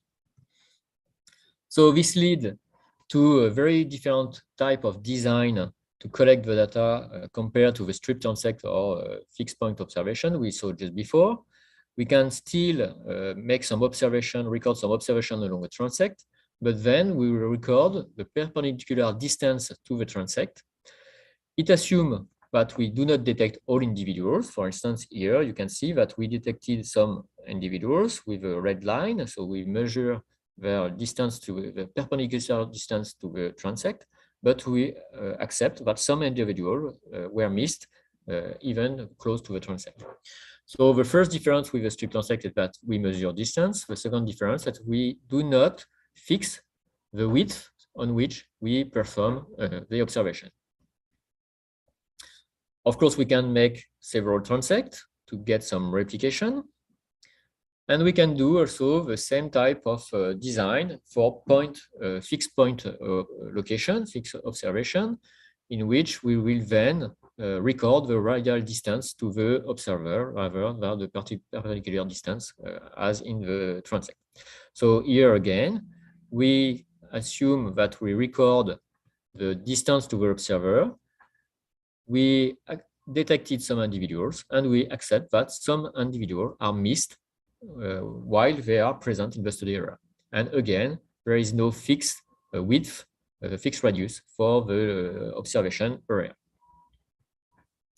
Here again, you can have several points of observation to get some replication.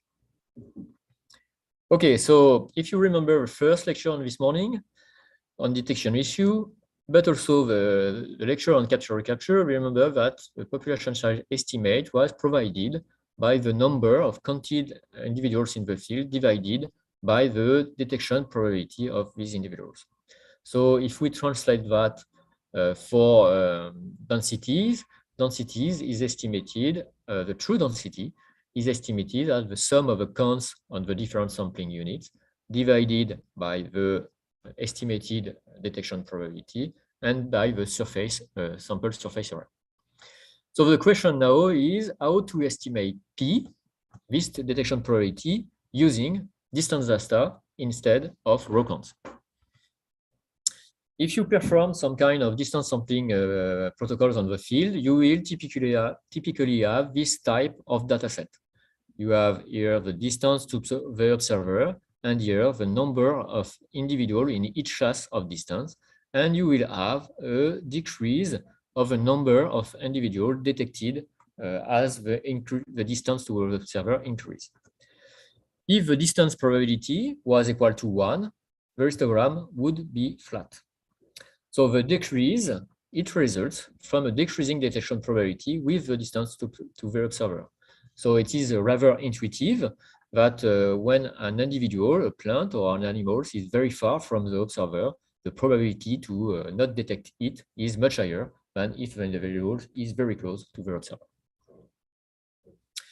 So the rationale of distance sampling is that below this curve, you can try to fit a curve to the histogram, and below the curve, this is the number of detected individuals. And if you plot a rectangle on your data set, then the part above the curve is the individuals that haven't been detected. So the goal of a distance sampling methodology will be to fit a detection curve here to estimate the proportion of individuals that have been detected and not detected. So just to provide a small example, you go on the field, you detected 100 individuals, you measure the distance, you can have this histogram of distance, and if you know that you have detected 70% of individuals, then you can get an estimate of the population size by dividing the raw counts by this detection probability, and you got here 143. So it means that we need to estimate this 60% here, this 0.7, that is the detection probability using the information from the distance measured in the field, recorded in the field. So we need to estimate P, and to do that, we will fit some curve, a detection curve, to the raw data to get the number of individuals below the curve and above the curve that were missed. So an estimate of the detection probability will be the integral of the J of Y function. So this is the surface, the yellow surface here below the curve, divided by the width of the observation area. So this is the area under the curve, the yellow surface, divided by the surface of the rectangle here. So if we can fit a detection curve and make this integral and get this integral, then we can get an estimate of the detection probability. Okay, so the problem is that the function j of y is the detection probability given the distance to the observer need to be estimated because it is unknown. And this function can vary a lot due to the observer experience and the vegetation cover, the environment, such as the vegetation cover, for instance. What we know for this function is that it is in the range of 0 to 1 because it's a probability, but it is probably decreasing because the distance sampling methodology relies on the assumption that the detection probability decreases with the distance of the observer. So the distance sampling strategy for modeling this type of data is to go for few models for the g of y function with good properties. With good properties, it will be model robustness, shape criterion, and efficiency. And I will detail that a bit in the next slide. So what does means model robustness? It means that we'll try to find general function that can take a variety of shapes. Indeed, when you collect distance sampling on the data, you will have very, very different type of histogram depending on the environment and the studied species. So we have to find functions that can take this variety of shapes. And a second property of the model robustness is that it should be robust to pooling. So this is important because it's sometimes difficult to measure accurately the distance in the field. We'll speak about that a bit later. And so sometimes we have to group the distance recorded on the field in different classes of distance. And then this is pooling. And then this function, they need to be robust to this pooling. We also need functions that have a specific shape. They need to be to range between 0 and 1 because this is a probability, and they need to show a type of shoulder near the transect line because the detection probability near the line should be close to 1, and for a certain distance, stay very close to 1. And this function they have to be efficient, meaning that we can get precise estimates of the parameter and abundance. And to do that, we will use, again, as in Capture-recapture, the maximum likelihood algorithm to estimate the different parameters we need in this different function. So Steve Buckland developed three different functions that are used for distance sampling modeling. But these functions, they are made of two components. First, a key function. This key function is the principal function. It could be an uniform, an half normal, or a hazard rate function. I will detail that a bit later. And in which to which you add a series expansion that is a cosine series expansion, simple polynomial or Hermite polynomial. And I will detail that a bit later.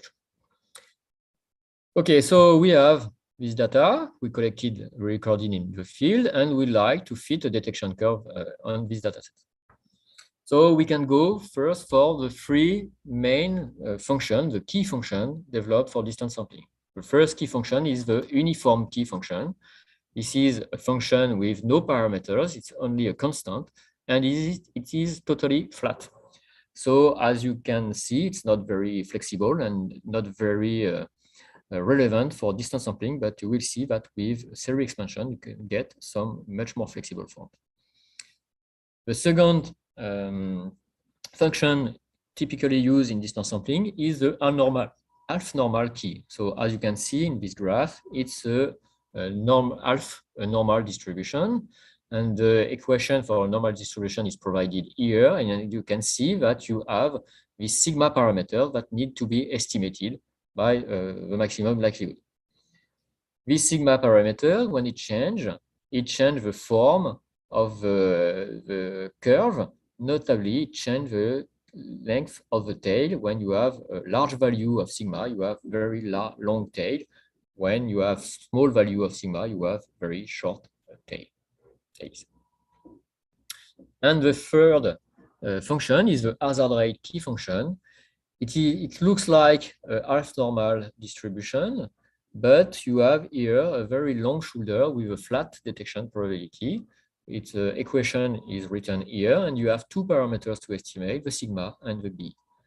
So when you change the value of b, you change the length of the tail and the shoulder. So again, we will rely on the maximum likelihood to estimate the best value of b and sigma so that the detection function fit the data. Okay, so this was the three main functions that we use in distance sampling. And remember that we can add a second component called the series expansion. And this series expansion, I wrote you here the different functions, but I won't detail them. There is three of these functions, and they allow to make the form more flexible for the detection curve. So just to see with an example, you have here an uniform key function that is a flat one, not very relevant for modeling some distance sampling data. And you can add a cosine adjustment term. So you will have here this cosine function. And when you merge the two, you can modify the form of the distance function and get some very flexible form, even if you use an uniform key function. So the strategy in distance sampling will be to fit these different functions on the dataset, and to get the estimates of the parameters, we will rely on the maximum likelihood, as we did in the capture-recapture modeling. So this maximum likelihood, it will provide the best estimate of the different parameters of the function, so that the curve, the detection curve, fit as match the best possible the data of the dataset. Okay, so there is critical assumption when you use distance sampling methodology if you want to get unbiased estimates of population size. First, the individuals on the line or at the point of observation, they have to be all detected. So it means that at the distance 0, the detection probability, G of 0, is 1. The second assumption is that the individuals have to be detected at their initial location. The third hypothesis assumption is that the distances are recorded accurately. So we'll go through these three different assumptions. So the first assumption is that all individuals on the line or on the point, meaning at the distance 0 to the observer, just as close to the observer, have to be all detected. Why it is so important? It is so important because this detection probability of 1 at the distance 0 is the information we need to plot this, to define this rectangle here. So if the detection probability is not 1 at the distance 0 and is unknown, then you can't define the number of individuals that have been missed in the upper side here of this rectangle. So you can still have a function that fit to the histogram, and you can still have the integral of this function, but you will never know the proportion of missed individuals. So this is a very strong assumption that you have to rely on. So if it's not the case, because it may be not the case in some situation, then it's possible to try to estimate this detection probability at the distance 0, for instance, using 2 or more independent observers, for instance, using the Lincoln-Peterson index, or using radio-track individuals. Then if you got an estimate of the detection probability at distance 0, then you can add this factor to get an unbiased population size estimate. You can also try to ensure that the G of 0 is equal to 1 using, for instance, camera on the line or trained pointing dogs. But be aware of potential bias using this proposition, because you will have then a detection curve that is made of two different processes of detection and that can provide very biased estimates. And another solution is to use more recent modeling approach, notably a method called distance sampling with temporary emigration, also called generalized distance sampling, that we'll speak a bit later. And that requires, however, to conduct repeated surveys in the same sampling unit. So it means that you will need more budget to dedicate to the fieldwork. Okay, second assumption was that the individuals have to be detected at their initial location. It means that animals do not move before you detect them, so you have to make a kind of snapshot of a location of an individual when you do the fieldwork. If this hypothesis is not respected, then we know that if individuals exhibit random movements, it induces a positive bias. Provided that the movements are slow relative to the movement of the observer, the bias is small and can be sometimes negligible. The most important problem is then the individuals, they move in response to the presence of the observer. For instance, there is a lot of situations when the observer moves on the transect, the individuals, the animals, they avoid the observer, they flee the observer. And so in this situation will lead to a very strong negative bias in detection, in abundance. It can be detected on the histogram because you will have less individuals near the observer than further. And it's a sign, this type of histogram is a sign that you have avoidance of observer. And in some situations, you can have some attraction to the observer. For instance, we know that some birds are very, they want to see the observer, some passerine birds, for instance, and then they are attracted to the observer. And in this situation, you will have positive bias in the population size estimate. Unfortunately, in this situation, you can't detect the effect by looking at the histogram. So the recommendation in this situation is that, for instance, if you practice point transect, then you should go on the point and wait for some time, for instance, 5 or 10 minutes. So the individuals, the animals, they just forget you and go back to their initial location. And when you perform line transect, you can try to look well ahead to detect the animals before they move in response to your presence.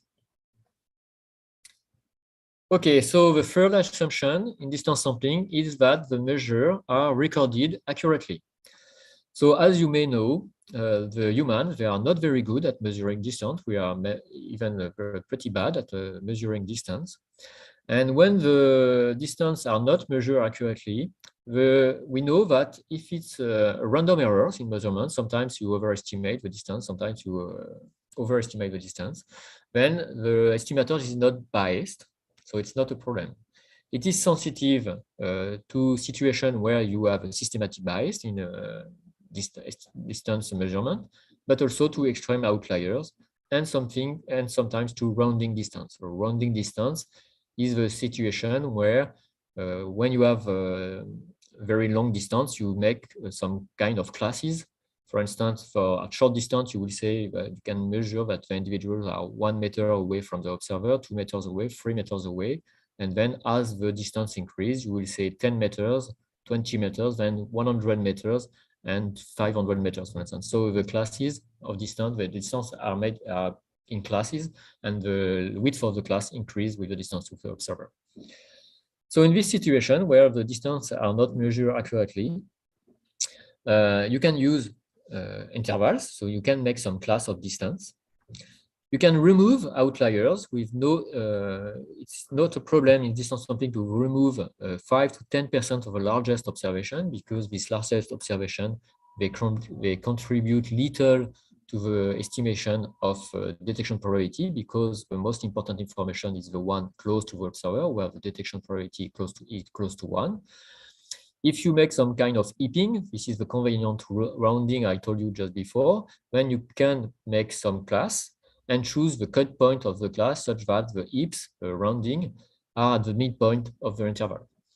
And the best solution is to try to have an accurate measurement of the distance. So you can try to use some appropriate tool, for instance, tape measure, or laser rangefinder, but of course it will depend on the studied species.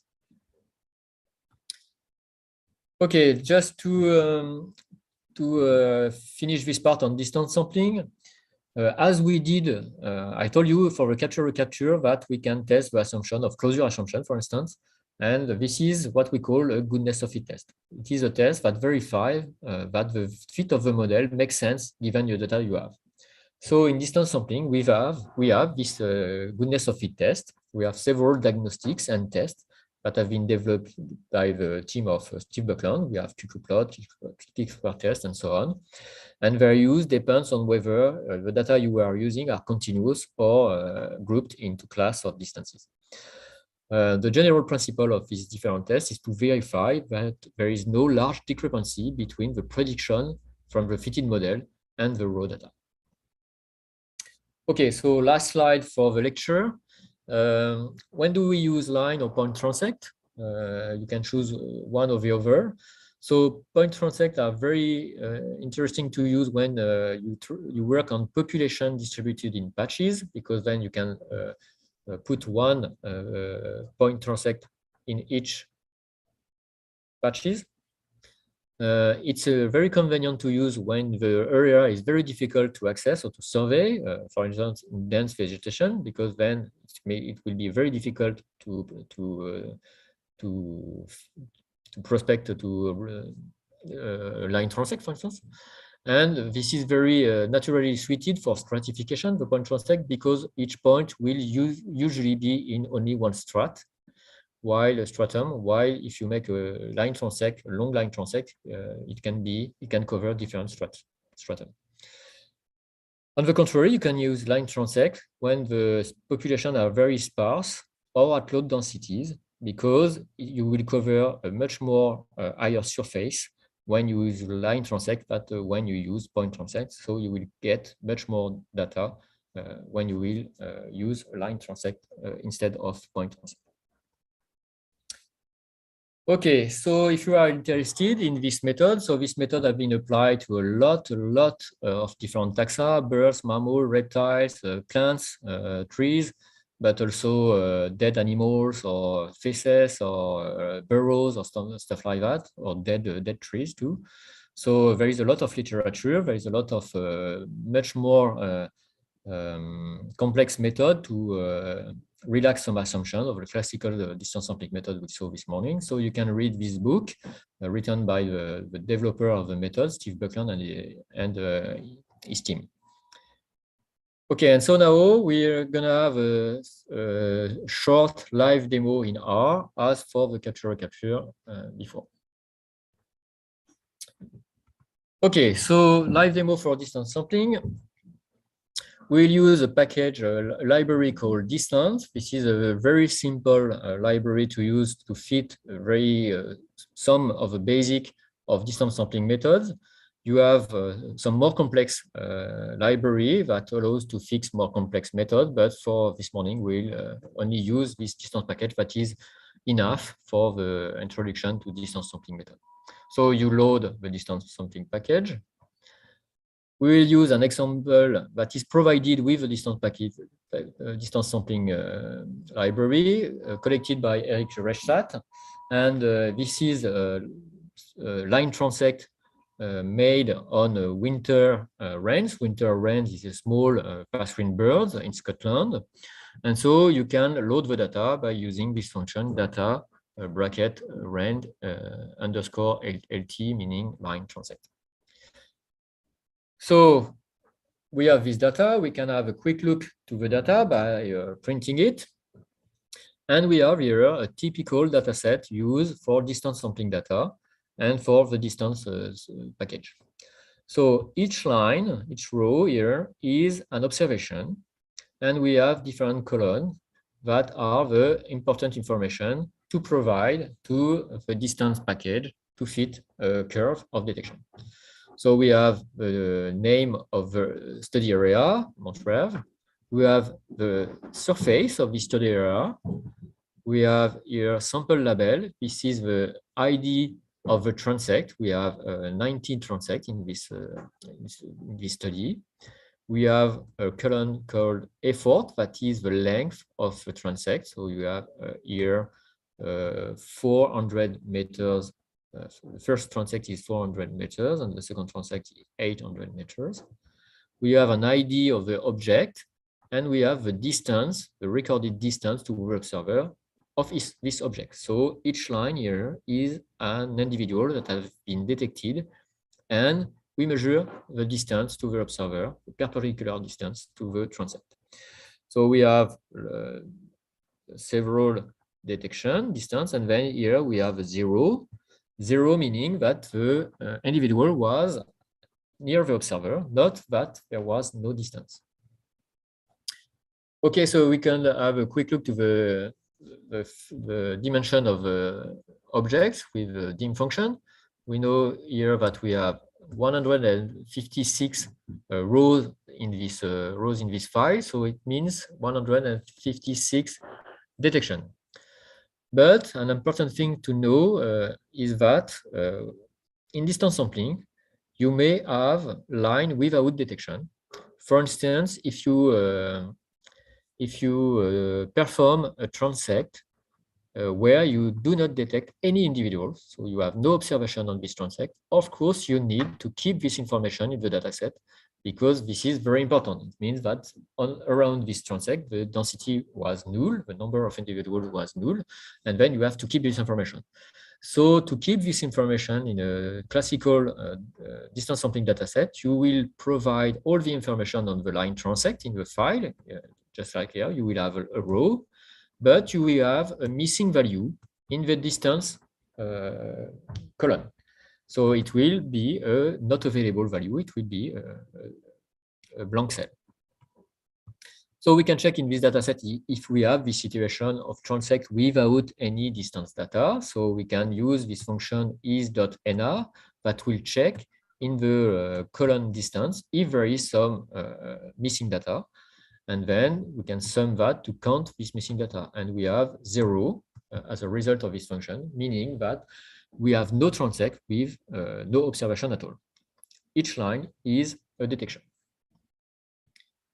Okay, so now we can plot the distance we get in the field to have a quick look to our dataset and with an histogram. And this is the dataset. So this dataset, as you can see, the detection looks like not being totally decreasing with the distance to the observer. We have less observation close to the observer in the first two class, in the first 20 meters, than in the 20 meters later, between 20 meters and 40 meters. So this may be a diagnostic of avoidance to the observer, but we will do the analysis like that, and we'll discuss a bit on that later. Okay, then we have opened the dataset, and then now we have to provide some information to the distance package regarding the units specified in the dataset. We have to provide the information regarding the units of the distance measurement. In this dataset, they were measured in meters. We have to provide the information regarding the efforts units. This is the length of the transect here, so they were specified in kilometers. And when we have to specify the area units of the study area, and here it was specified in hectares. So we use this function, convert units, to specify the unit of the distance measure, the effort measure, and the area, the surface measure. Then we can fit a first model, a simple detection function model, using the function ds. So here we are not as in a RMark.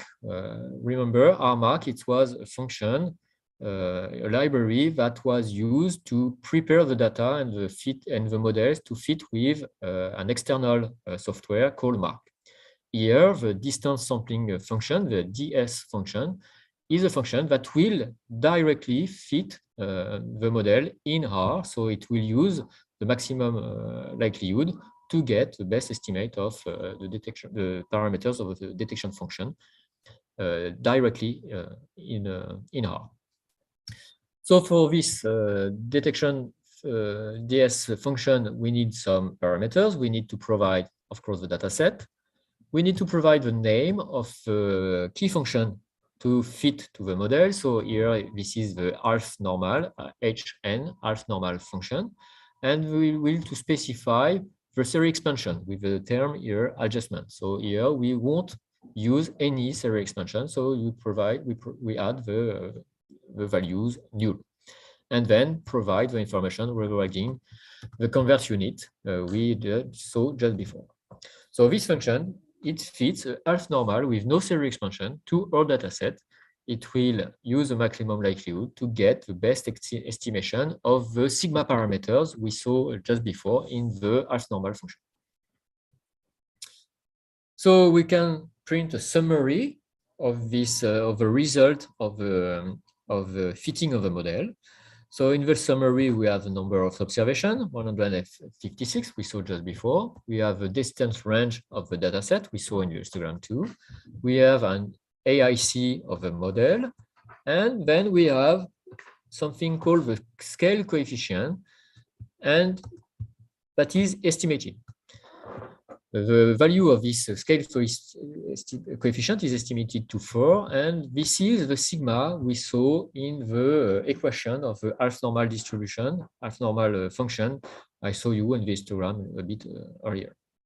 So the model, if it half normal distribution is estimated by the value, the sigma value of 4 was the best, allowing to fit the best model to the histogram. We've got then, and we can get then the integral of this function and then get an average detection probability over the entire study area, that is here about 70%. And then we have an estimate of the abundance in the covered area. 227 individuals are estimated to be present in the study area. And we have the standard error of these estimates and their coefficient of variation. Okay. Now we can plot the result of the fitting of a model to check if everything is fine. We specify the cut plot, the cut points to make the histogram, and then plot the detection function on the histogram, and we've got this plot. So here you have the histogram we saw just before, but with a different width of detection classes, and we have the detection probability, the line here with a dot, the detection probability given the distance to the observer. So at the distance 0, it's 1. Because this is the hypothesis of distance sampling, and it is slightly decreasing with the distance to the observer. So if we look at this model, we can see that we have not a very perfect match between the prediction of the model, the detection probability, and the first classes of detection. We have an overestimation of abundance near the observer, and then an underestimation of the abundance after 20 meters. So this probably, as I told you before, this is probably a sign of avoidance of individuals. These birds, the small passerine, they probably avoid the observer when the observer is too close, and the individuals that were very close to the observer, they probably move in the class between 20 and 40 meters. Okay, so we can check the structure of the object that store the result of the fitting, and you can see that it is a list of with a lot of information, and then we can check inside this object to get the information on the detection probability and the abundance in the study area. So to get the information of the detection probability, we can just check the DDF part of this RAN object, with the fitting of the model. And you've got here the same information that we had in the summary with the estimated coefficient, the sigma estimated of the half normal distribution, the average detection probability, and the abundance in the covered area. And you can also have the information on the density using the DHT part of this object, and then you will have an estimate of the density here. For instance, you have the density, 1 individual and 1.2 individuals per hectare, an estimate of the entire covered area with the different transects. Remember, we had 19 transects. An estimate of the study area we provided in the dataset, and then an estimate of the abundance in the study area. So here you can see that we estimated that there were 39 individuals in the study area, while we had in the summary, we had an estimate of 227 individuals. And the difference is because the transect, they cover a much larger area than the only study area. Okay, so now just to finish, we can fit some more models. The first model was a simple half normal. We can fit here a model with a uniform function with a cosine series expansion. We can also fit a half hazard rate with a polynomial extension, and we can fit a lot of different models. We can fit 9 different models. So we store the result in an object with an explicit name, and then we can build a table of model selection using this function AIC that will build a table with the name of the model, their number of parameters, and the AIC. And you see here that the best model to explain the data is a half hazard rate function with a polynomial extension, series expansion.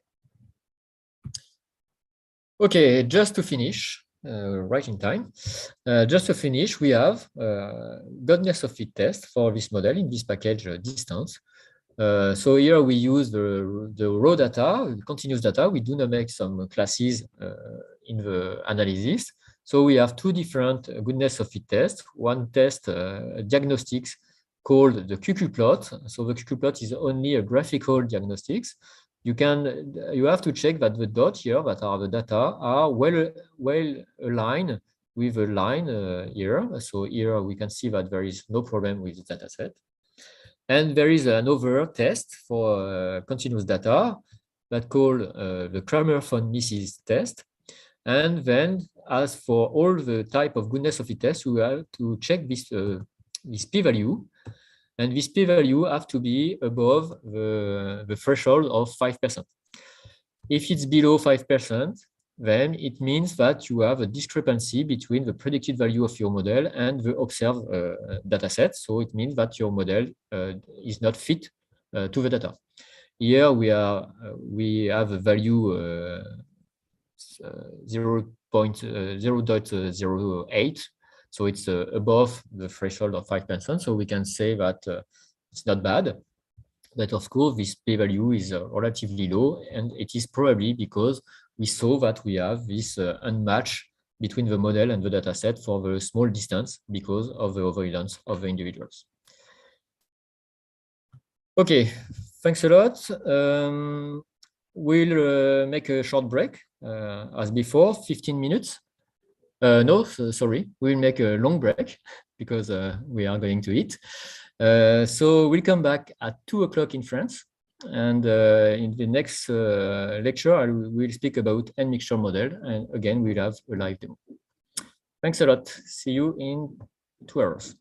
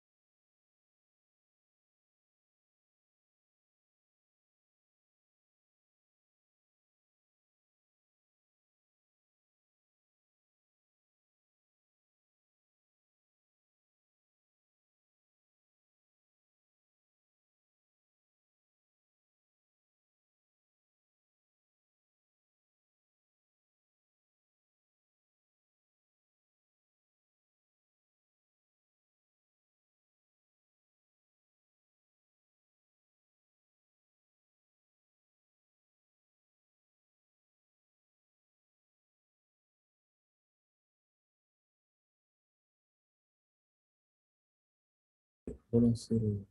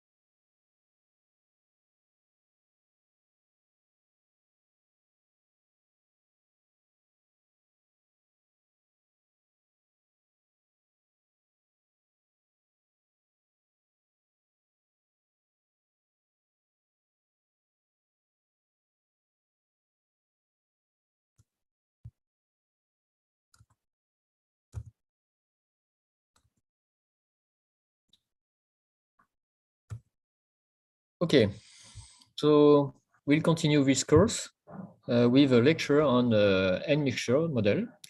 This is the third method to estimate the population size or abundances after what we saw this morning, the capture-recapture for closed population and the distance sampling. So if we go back to the traditional methods, we can make some counts of animal or plants along transect or of fixed width or on plots or on circular plots or square plots, for instance. And we know that these counts, they are affected by detection issues. So what happens when we conduct repeated counts at the same sampling unit? So here you have a pond with 10 frogs. So the true abundance is 10. And then we can make a first count, a third visit on this pond, and we detect, for instance, 4 individuals, meaning that we have a detection probability of 4/10. Then we can make a second visit at this pond, and then here we count only 3 individuals. And then we make a third visit at this pond, and we count 6 individuals. So the important point here is that when we conduct repeated counts at the same sampling unit, some variation are observed, even if the detection probability is constant. This is due to the fact that the detection probability is a random process, and so we have random variation only by the realization of this random process. So to get an example of that, intuitive example of that, we can think about the sex ratio in humans. The sex ratio in humans is close to 0.5. So the probability to have a son is 0.5. And so the expected number of sons in a family with 4 siblings is 2. But of course, we have some families where you have only one son or even 0 son or 0 daughters. So it means that even if the mean probability is 0.5, you can have random variation around this mean because of the random process. So we have exactly the same situation with the detection probability. And in a situation here where you have a true abundance of 5 individuals and a mean detection probability of 0.5, if you repeat the counts on the same unit, then with this imperfect detection, you will have some variation in the counts. Most of the time, you will have 2 individuals in your counts or 3 individuals, but sometimes you will have only one that you will detect only 1 individual, or sometimes even no individuals at all. And sometimes you can even detect 5 individuals.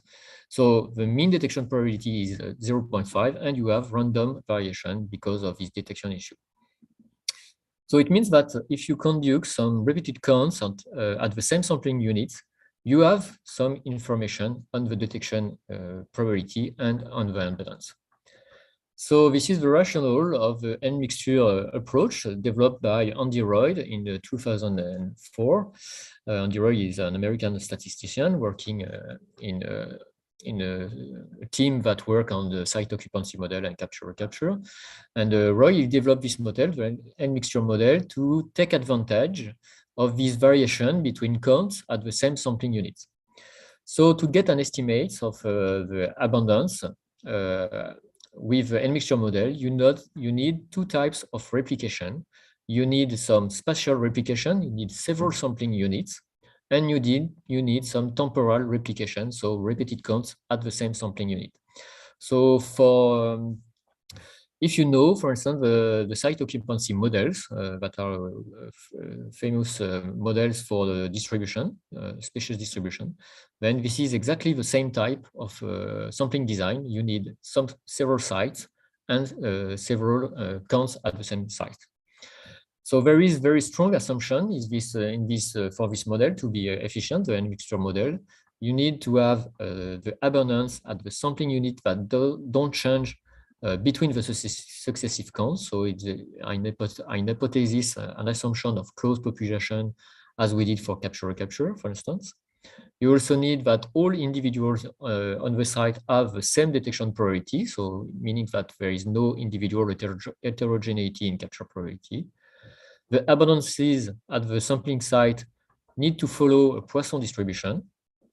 And the sampling session need to be independent, meaning that there is no trap dependence during these counts.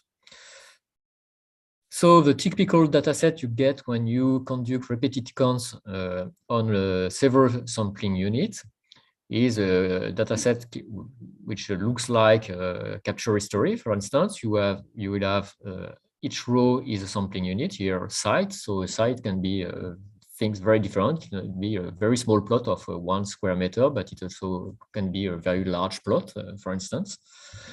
And we have here 3 different counts on the same site. So for instance, for the site 1, we counted one individual at the first field session, then one individual at the second field session, and one individual at the third field session. But some sites, you have some variation. For instance, on the site 3, you have one individual at the first session, 3 individuals detected at the second session, and 3 individuals at the third session. So using this dataset, you can estimate abundances and detection probability, individual detection probability using this N-mixture model. So the N-mixture model is relatively easy to formulate as a hierarchical model. So the hierarchical model is a model made of 2 different slides. One slide that is a state process describing the systems. So here you will have the abundance at the site E, that follow a Poisson distribution with mean lambda, lambda being the mean abundance at the site. And the second slice is an observation process corresponding to the detection issues, where the number of animals counted at the site, here Y at the site I and session T, follows a binomial distribution with 2 parameters, the abundance at the site and the P, the detection probability of the individuals. Of course, with this formulation, we can easily add some covariates, both on abundance, but also on detection probability. For instance, like vegetation cover, phenology, experience observer, or stuff like that. So this is a very, very appealing method that have been developed more than 10 years ago. And this method, however, has been highly controversial for several years. So for instance, we conducted a work with Thibault, that is one of our helpers today. And we show that when the detection probability, individual detection probability is low or highly variable, we have some difficulties in estimating the abundance of the detection probability. And several work conducted since then, for instance, by Barker or Emily Denis or Link, they all show that the assumption of the N-mixture model are strong, and that the violation of this assumption can rapidly lead to some difficulties in estimating the detection probability and the abundance. So I won't detail all these limits, but the conclusion of these works is that we have to check carefully a parameter noted K in the N-mixture model. I will show you that in the live demonstration in R just after. We have to perform some goodness of fit test.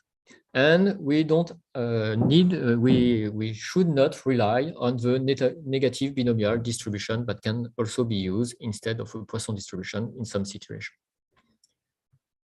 So this is the end for this very short lecture on N-mixture model. If you want to have some more reading on this model, there are some statisticians develop further complexification of the model, for example, to deal with open population. So there is 2 different formulations of open and mixture. There is also a method called generalized distance sampling that merge the N-mixture approach and the distance sampling approach to accommodate for temporary immigration in distance sampling dataset. And we have also models that can deal with community, so simultaneous modeling of several species in the same N-mixture model, so to get insight on the community structure and functioning. So this is the reference cited in this short lecture, and we'll go directly to a live demo of this model on a true dataset. So for this live demo in R, we'll work on a dataset collected on the oscillated lizards. So the oscillated lizard is the largest lizard in Europe. And it's a lizard that is a Mediterranean species that likes the Mediterranean habitats. And we conducted a study on that lizard on a small island called Oléron's Island in France, here in the west coast. This is a very small island where a relict population of this oscillated lizard is still maintaining. So the oscillated lizard is a threatened species in Europe. And during this study, we sampled 70 plots of 1 hectare each, and we sampled these plots 3 times during the same breeding season, reproductive season. So to analyze this data set, we will need 2 different libraries. We will need the library unmarked, that is typically dedicated to analysis of a site occupancy model and admixture model. And we will need also another package called AICC ModAverage, that is a library dedicated to model selection. Okay, so you can load the data that are in the data folder called oscillatedlizard.csv, and then we can have a quick look to this dataset with the head function as we did this morning. So typically in admixture model, each line is a sample unit, a spatial sample unit. Here, each line is a plot of 1 hectare. So we have different columns. The first column is the ID of the plot. Then we have 3 different columns with the counting, the repeated counts on these plots. So for instance, for the first plot, at the first session, we detected no individuals, then we detected 2 individuals at the second field session, and then 0 at the third session. We also have some covariates, 2 types of covariates. We have covariates describing the habitat of the plot. So we have here 2 different covariates, a column named burrow, that is the number of rabbits burrow on the site. And I will explain you later why it's so important. And when we also have an habitat covariate that is made of 2 different modalities, dune or clearing. And then we have 2 other covariates, so that we call sampling covariate. Why sampling covariate? Because it's covariate that change with the session in the field. So we have the temperature of the external temperature, the air temperature, and we have the month when was conducted the sampling session. So we have 3 columns for each covariate because we have 3 counts, repeated counts on this side. So for instance, at the first session on the plot 1, the external temperature, the outside temperature was 21, and it was a field session conducted in April. So we can look at the size of the data set, and we have here 70 lines in the data sets. It is the 70 plots that we survey during this study. We can have a quick look to the detection, and we can see that there is a relatively strong variation over time. For instance, on the first site, we can sometimes have detected 2 individuals and sometimes 0 individuals. And with on the second site, for instance, we detected 5 individuals at the last session, while we detected only 1 individual at the first session. So it means that the detection is clearly not perfect. We do not have a 100% chance of detecting individuals at each time we go in the field. We can have a quick look to the number of detection at the first session, second session, and third session by making a sum of the columns. So we can see that at the first session that were conducted, all conducted in April, we detected only 21 individuals, while we detected 37 individuals during the second session in May. We can also look at the spatial variation in the detection by making a sum of different rows at the row scale. And then we can see that depending on the site, on the plot, we have relatively strong variation with some plot where we detected 8 individuals during the 3 sessions, while on some sites, some plots we detected no individuals at all. So we can use this data and build an object called Y that will grab the 3 different repeated counts, the 3 sessions of counts, and put that in that object called Y. We can also collect the 2 side covariates. So I told you the side covariates were the number of rabbit burrows and the type of habitat.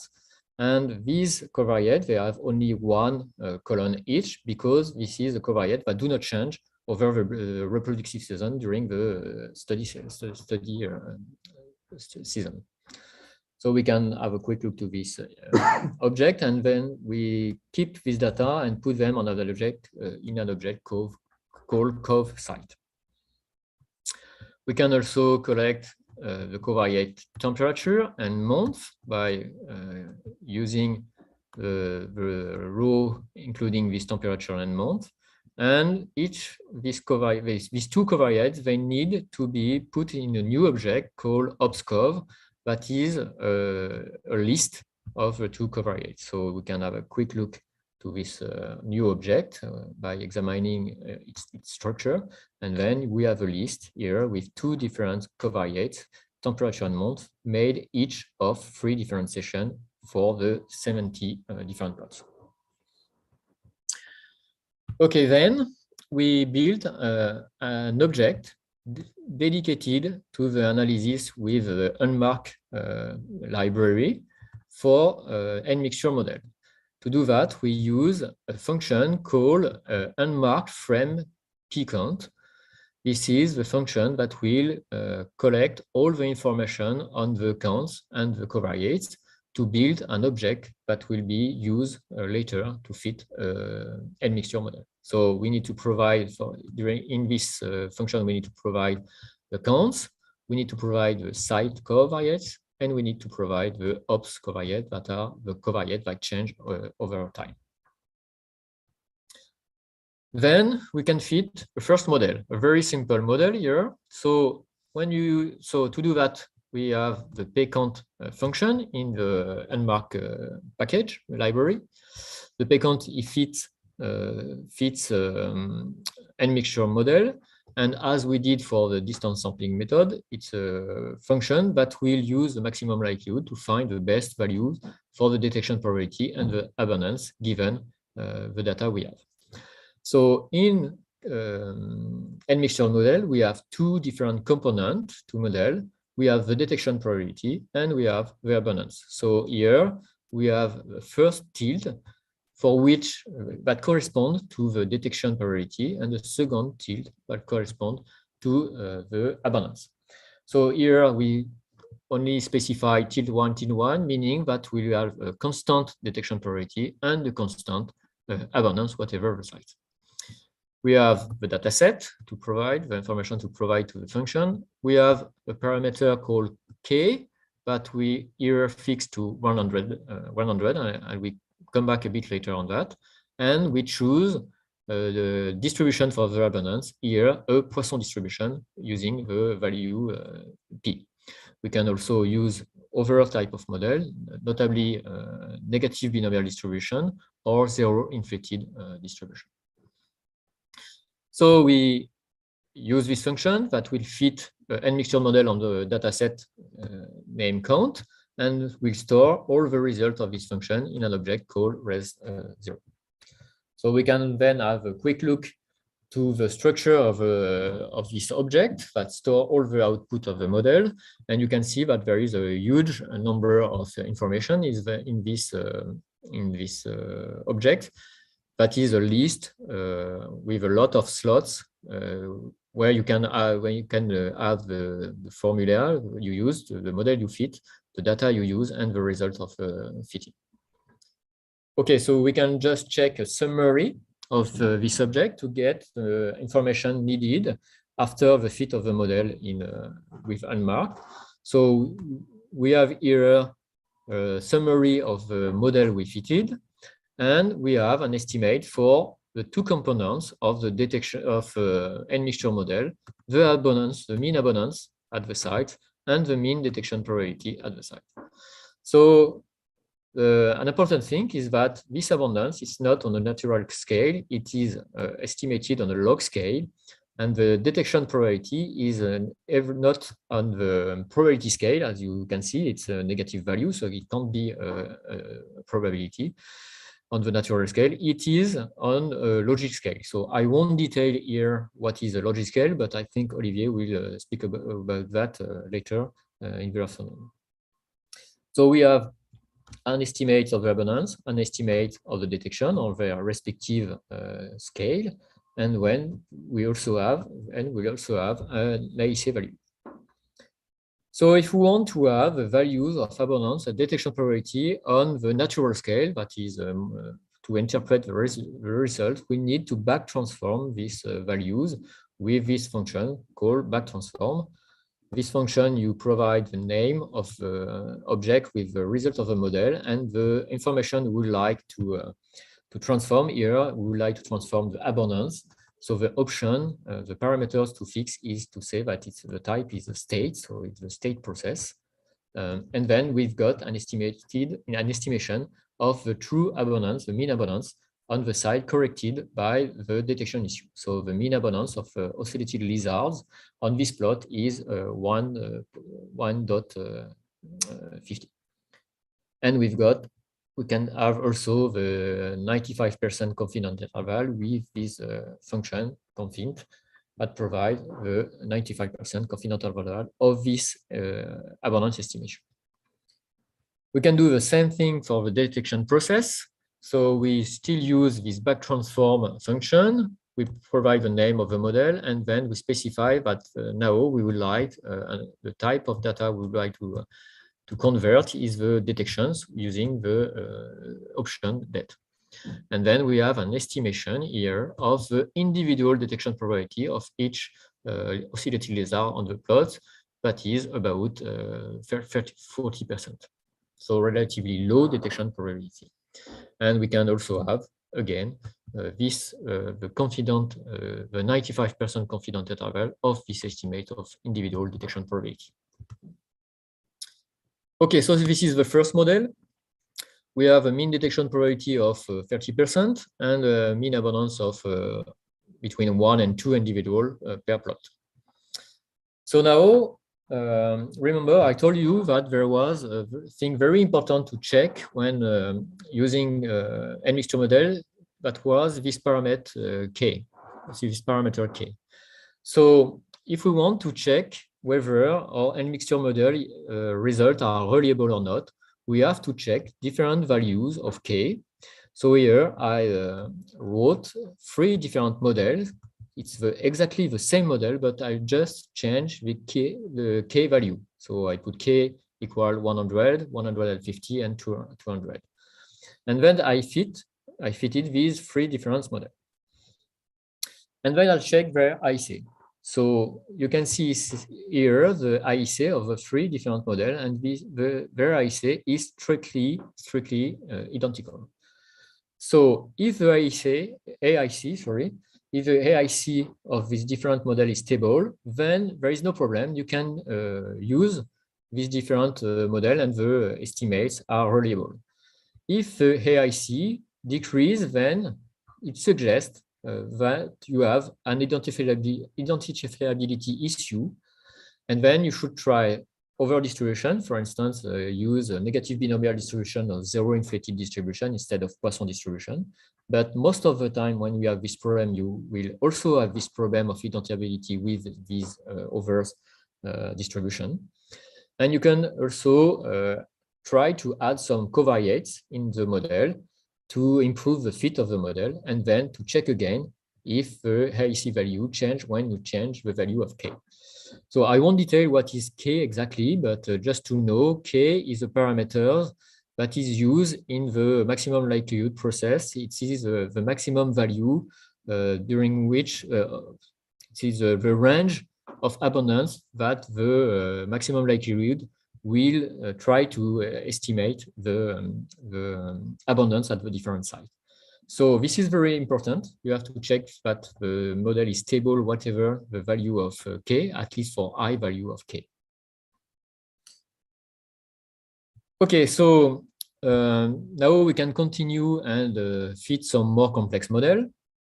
Notably, we know that the ocellated lizard, it's a reptile, and reptiles are highly sensitive to the temperature, and they have a very strong phenology of activity depending on the temperature. And so we know that we conducted the field work during the months of April, May, and June. And we also know that the Oléron's Island in April, it's pretty cold. So we suspect that the detection probability may vary, may depend on the month.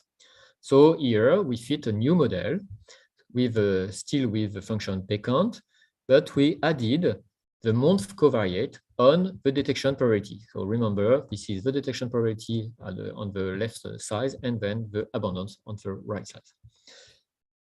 So we fit this model.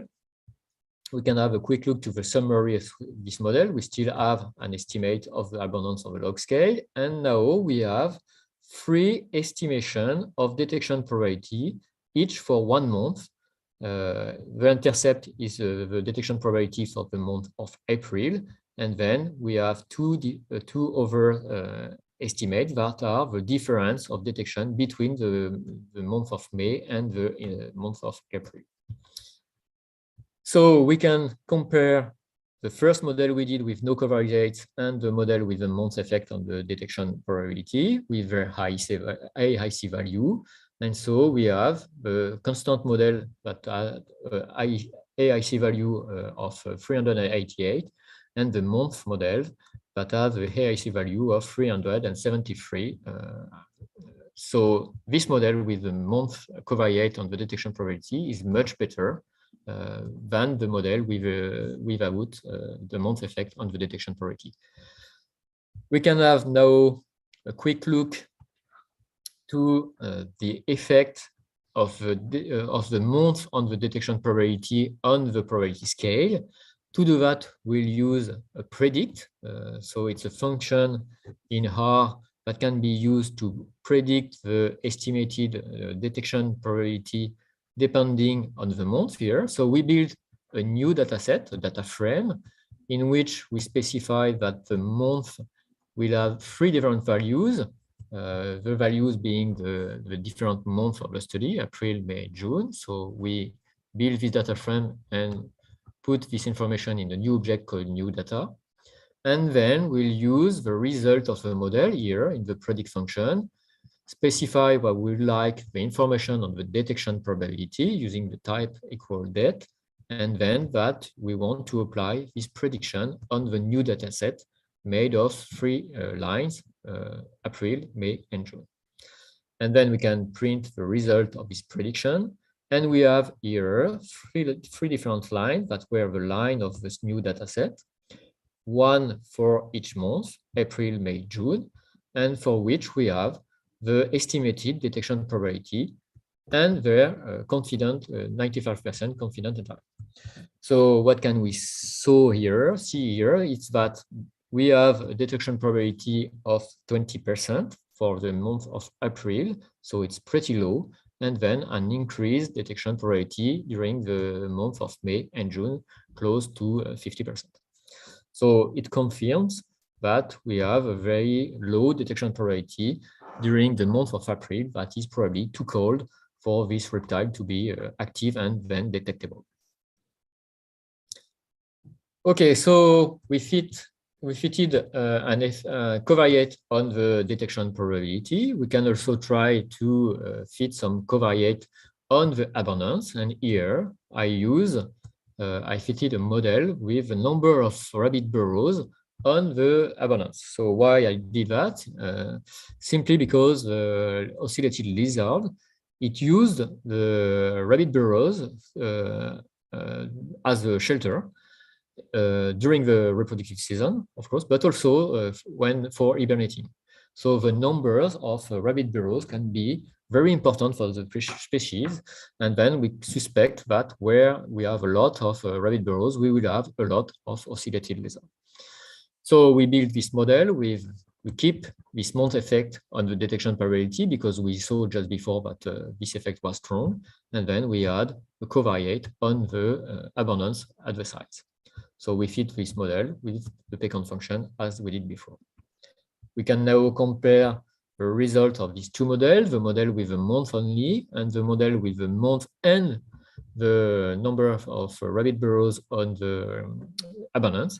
And we can see that we gain 3 points of AIC with when we include the number of rabbit burrows on the abundance. So this model is better, meaning that we probably have an effect of a number of rabbit burrows on the abundance of a oscillated lizard at the plot of the scale.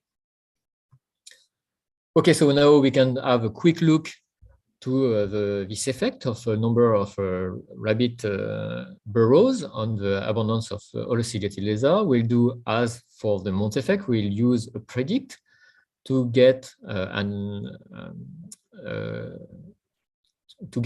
the effect of this number of rabbit burrows on the abundance. So we built a new data frame that we will call new data 2, in which we have a column that we call burrows as the term we use in the model. And in this column, we'll use the range of observed value in our data set of number of rabbit burrows. So we'll check for the minimum of rabbit burrows in our data set and its maximum. So it's 0 because we have some plots with no rabbit burrows at all, and the maximum is around 20. And we make a sequence of these values from 0 to 20 by 1 per 1. And then we will use this new data set in the predict as we did for the detection probability with months before. So we still use detail as parameters the model we want to predict. Now we specify that we do not want to have a prediction on the detection probability, but on the abundance, so meaning that type equals state, and then provide the new data set as an argument, as a parameter. And then we use the result of this prediction to plot the relationship between the predicted number, the predicted abundance of oscillated lizard, depending on the number of burrows and their confidence interval, 95% confidence interval. And we got this figure, this picture, where you have the range of number of rabbit burrows we have on the data set and the expected abundance given this number of rabbit burrows. And we see that we have an increased abundance over the range of number of rabbit burrows as we predicted, because these rabbit burrows are very important for this species. Okay, so to finish this part, we also have some goodness of fit tests for end mixture model. They are relatively recent. You can find them in the AIC mod average library. And so you just have to make this goodness of fit test on the best model you have in your model selection process. And you have to check whether the red line here is on the right side or two on the left side of the graphic on the histogram. So here this is in the middle of the histogram, so it's pretty cool, meaning that it means that we have no problem of goodness of fit. And we also have a probability, as we had, for instance, for a distance sampling, and we have to check that this probability is over the threshold of 5%. So here we are far above 5%, so there is no problem of goodness of fit. So meaning that the model is fits adequately to the data. So you can have also some more detailed information on this goodness of fit test. The most important thing being to check that the p-value is above the 5% threshold.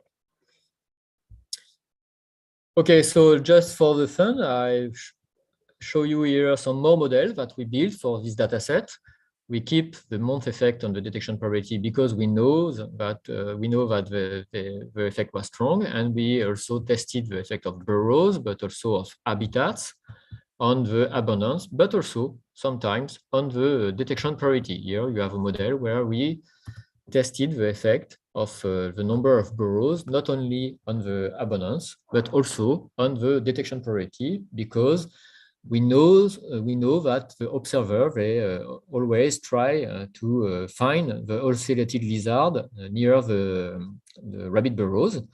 And so maybe the number of burrows can also influence our capacity or ability to detect the species. So we built here 6 different models. We fitted 6 different models with a P-count function, and we can make a table with this model to apply the modeling selection process with a fit list function here. And then we can apply the model selection function that is available in the library AIC Modavage. And then you will get a table for model selection with all the different models we fitted, organized by their value of AIC. So here the best model is a model where we have the number of burrows, rabbit burrows on the abundance, and a model where we have the month effect on the detection probability, and maybe a small effect of the number of burrows on the detection probability also. So why do I say maybe? Because you can see that the second model on the list, we don't have this effect of burrows in this model, and the AIC are very, very close, meaning that the effect of burrows is probably very small. Okay, so this is finished for the end mixture part right now. So this is also finished for my part regarding the population size, density, or abundance estimate. We'll make a relatively long break for 20 minutes, and we come back at 3 o'clock this afternoon. And it will be Olivier that will teach you, that will provide some lecture on open population and demographic parameters. Thanks a lot.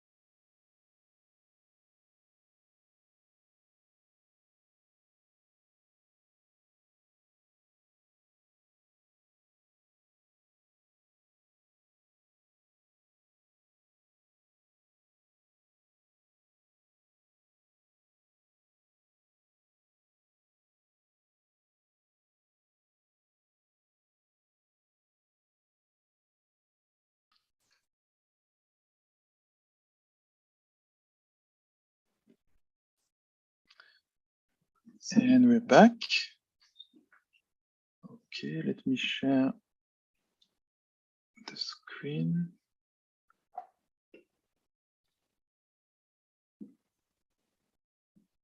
Yeah. Okay, before we resume the lecture, let me take 1 or 2 minutes to show you the website of the workshop. So there is a website. Let me up.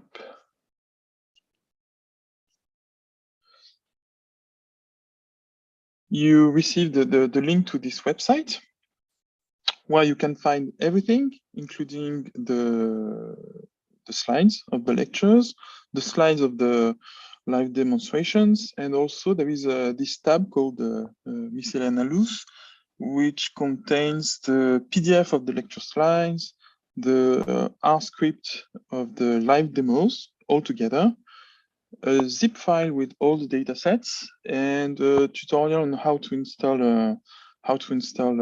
RMark on a Mac computer. Here we go, and there is also the YouTube link for tomorrow morning here, starting at 9 a.m. Okay, so let's resume the lecture. That's it. Okay. Okay, this part of this component of the course is about the estimation of demographic parameters. So just to remind you where we are, we're talking about population dynamics, and we are trying to decipher the mechanisms that drive the variation in population sizes over time. And for this, these next 4 slots of 45 minutes each, we will talk about the estimation of demographic parameters, and in particular survival and dispersal. So on our plate, what we have is the estimation of survival with capture-recapture data. We will have a look at how to explain heterogeneity or variability in these demographic rates and survival in particular using covariates, discrete covariates and continuous covariates like gender and also, I don't know, continuous covariates like morphometric measurements, for example. And at the end of the lecture, we'll go through we'll cover the estimation of transitions between sites or states, including dispersal. So let's get to it, and the estimation of survival with capture-recapture models. So like Aurélien told you this morning, to do capture-recapture, you need to capture an individual, mark it, and recapture it over time. And to do that, you need marks. You can have physical marks like tags on the legs here for the skittiwakes, or you can have ear tags here. And you can also have non-physical marking using natural marks, for example, on these links where you use the patterns on the coat, or you could also use genetic marks like these scats here from brown bears. And so once you collect this data, you end up with these ones and zeros, ones for detections and zeros for non-detections. It's really similar to what we saw this morning with closed population, except that now what we have is these zeros here are not only due to non-detection, but they could be due to, these are non-detections, but the mechanisms that lead to non-detection are not only observation mechanisms, but it could be also that the individual died and we cannot observe it anymore because it died. So the ones are from detections, and so you know that the individual is alive, and the zeros here, well, you cannot say for sure that the individual was alive or dead, and you need to repeat the sampling to make sure that the individual, or at least with some probability, to make sure the individual died over the study period. Okay, so in that example, we have 3 capture occasions and 2 time intervals defined by the time between 2 capture occasions. Okay.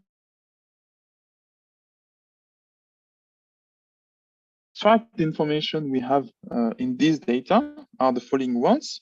What we need is, if we have 3 sampling occasions, T1, T2, and T3. We're going to need 2 types of parameters, the detection probabilities like this morning, but now we're going to need survival parameters. So the probability of being alive between T1 and T2. So it's going to be denoted phi1, and the survival probability between T2 and T3, which is going to be denoted phi2. And then we have P2, which is the detection probability at time 2, and P3, the detection probability at time 3.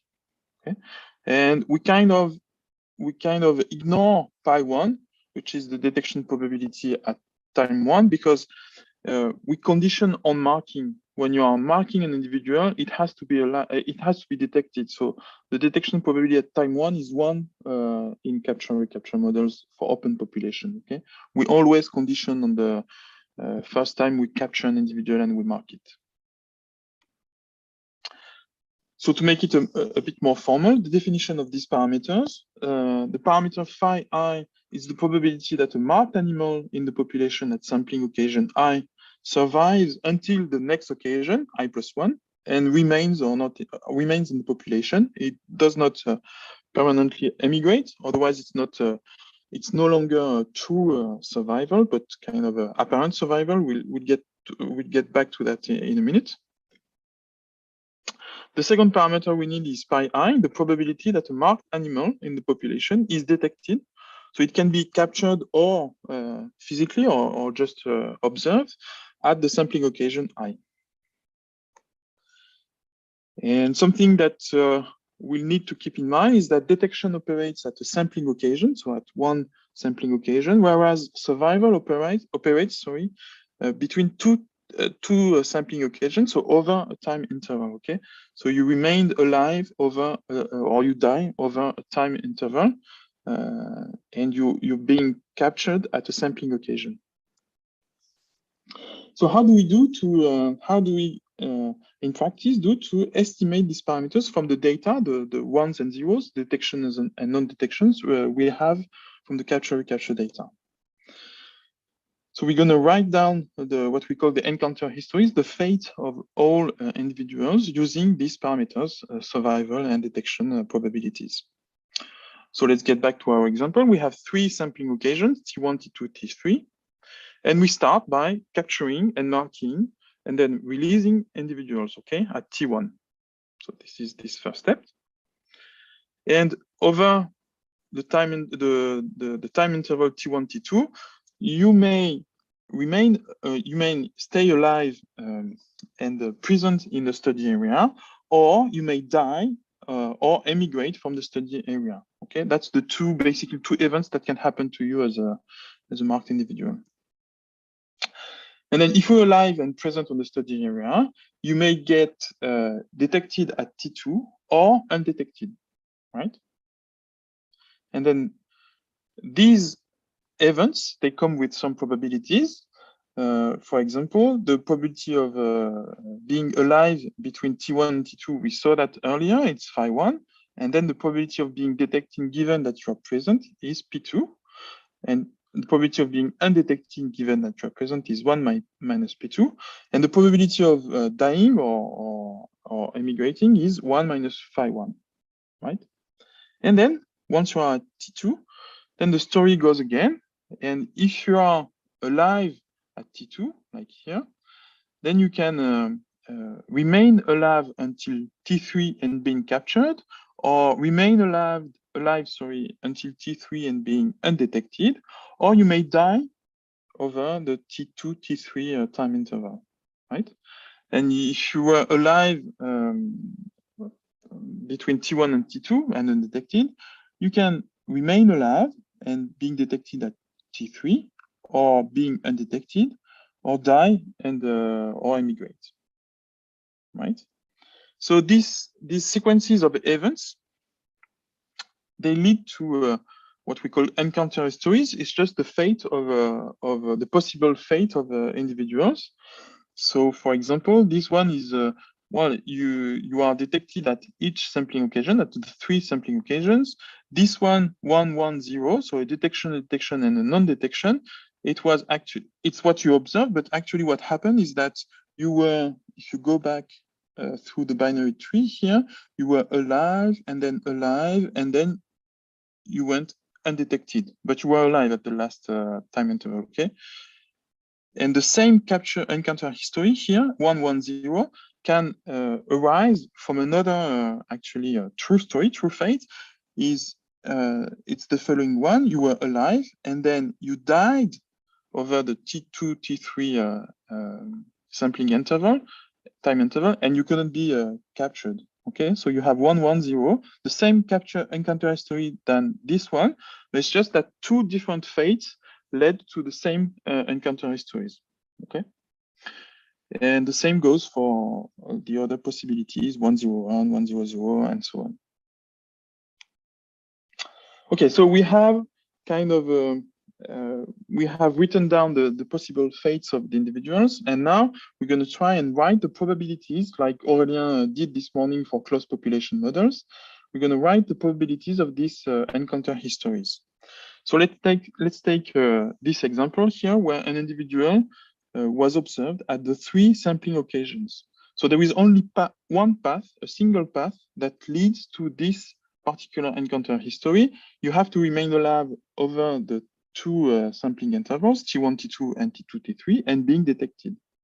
Okay, so this is going to be the probability of observing the encounter history 1, 1, 1, detection, detection, detection, is phi1 times P2. You remain alive over the T1, T2 time interval, and then you're getting captured. And then phi2 P3, you're alive on the second time interval, and you get captured, right? Another example is with this encounter history 110, and we've just seen that there are 2 paths that can lead to this encounter history. Either you remain alive and you're over the 2 sampling intervals and you just missed or non-detected at the last sampling occasion, or you died over the last sampling time interval, and of course, because you died, you couldn't be observed. Okay, so it's 110. And so those 2 paths are kind of mutually exclusive. You are either in one path or the other. And so the probability of this encounter history, 110, is the probability of that path plus the probability of this path, right? So it's this one plus that one. So this one is you were alive on the last time interval, but you were undetected, so 1 minus P3. And this one is the probability of that path here, where you died on the last sampling intervals with probability 1 minus phi2, right? Okay, you can rearrange those terms and you end up with this, this formula. The probability of having, for observing the encounter history 110 is phi1 times P2 times 1 minus phi2 times P3. Okay. And you can do the same calculations for all the possible encounter histories. So you have we did 111. We also calculated the probability of 110, and you can check that the probability of observing 101 or 100. These probabilities are given by these formulas here. Okay, so it's for when you have 3 sampling occasions and just alive, detected or not, you have 2 to the power. Well, we have only 4 possibilities, okay, for which we can write down the capture histories. And then, like Aurélien explained this morning, we can build the model likelihood that we will use to estimate those parameters. And the likelihood, in our case, well, we can write it down in several ways, but let's say that we assume that survival and detection probabilities vary over time. So we have P2, P3, and we have phi1 and phi2. They are specific to time intervals and sampling occasions. This is what we call the Cormack-Joly-Sieber model. Okay, so we have time varying survival and detection probabilities. And the likelihood is the probability of the data given those parameters. Okay. And the maximum likelihood estimates are obtained. So the estimates you get from R, from the software, and from RMark, the package we will be using. are obtained by maximizing this likelihood function, like the name might indicate, maximum likelihood estimates. So we consider the likelihood as a function of the parameters, and we try to calculate the values of these parameters that give us the maximum likelihood. And the likelihood is a kind of a, it's not easy to calculate, but it's quite intuitive. We're going to say, okay, we're going to count all the individuals that have the encounter history 111. So it's N111. It's the number of individuals with capture history 111. And so we're going to say the probability of having this data, it's the probability of observing 111 raised to the power the number of individuals that have this particular history, encounter history, right? And then you do the same for all the other possible encounter histories. So 110, 101, and 100. And you get your likelihood. And then this probability of 111, it's a function of the survival and detection probabilities. And you look for the values of survival and detection that gives you the maximum of this function here, big L, the likelihood. So you're not going to do it by hand. You're going to use an algorithm to do that. That searches maximum of functions for you. Let's have a look to the likelihood function for a simple case where all our parameters, the survival and the detection probabilities, are constant over time. So phi1 is equal to phi2 is equal to phi, a parameter that is the same for all time intervals. And the detection probabilities are all constant. They don't vary over time. P2 is equal to P3 is equal to, say, P. So the likelihood looks like that.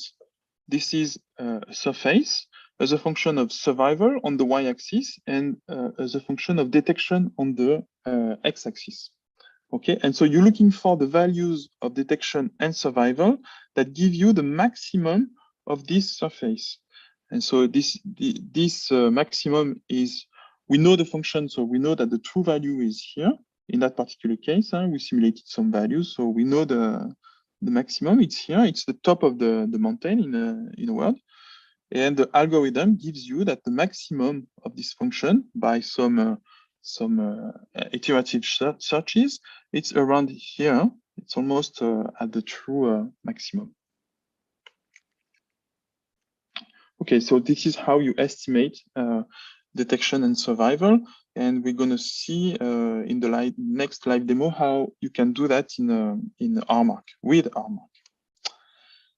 So before I proceed, I wanted to give you a little bit of history. It's kind of a parenthesis in this a bit mathy part of the lecture. A bit of history about the Cormack-Joly-Sieber model. And to do that, I will extract a few words from a conversation between Steve Buckland that already mentioned this morning, and Richard Cormack, who is one of the three researchers who developed the Cormack-Joly-Sieber model.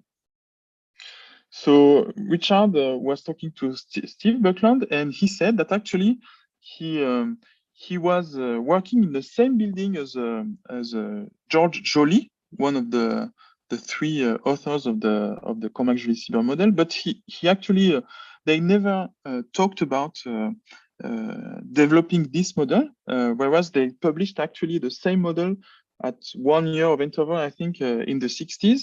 And that's what he says here. He says, well, I was in the same unit, in the same corridor, actually, as he was. And despite the fact that so Cormack met with Joly every day at coffee, they never talked about work or mark recapture. And that's how you end up with publishing the same paper at 1 year of interval. And it goes a bit further because Cormack was actually in contact with the other researcher who developed the Cormack-Joly-Sieber model, George Sieber. He says that he had no contact whatsoever. And after he published a few papers on mark recapture, they got into, like he said, into deep communication after the first papers. But communication in the 60s, it was all for sending drafts of everything he did. So paper draft, like by mail, not email or internet or whatever. So they had to do communication between opposite corners of the world because Cormac was in the UK and Sieber was in Australia, I think, New Zealand here. And it was funny because he says that it was taking a lot of time to receive the letter. Then he would answer Cormac letter and then send it back, and then back and forth. It would take weeks or months to make progress on the work. So it's kind of I thought it was kind of ironic to tell you about that, given that this morning we realized that we have people from all over the world attending the workshop. I thought it was that ironic to say, okay, in the 60s, the scientific communication was by mail, and it could take like weeks or months to get back to each other. Okay, so the Cormac-Joly-Sieber model in the 60s, and then this paper in the early 90s, in 92, appeared. It's a paper by Jean-Dominique Le Breton, Ken Burnham, and Jean Claubert and David Anderson. You might recognize the name Burnham and Anderson from this big book about AIC.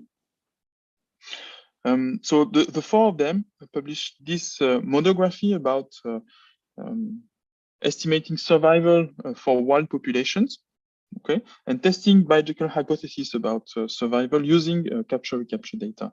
So this is a big paper, like 60 pages. Like we never publish this kind of papers anymore, but it's a very, very important paper. So my advice is, if you have time, that would be I would recommend to read it. It's a very, very interesting paper with several case studies and recommendations on how to analyze data for open population when you want to estimate survival. Okay, let's practice. Okay, to practice, we're going to use kind of a famous data set called the deeper data set example or deeper example. It's famous because this data set has been around since I'd say the early 90s.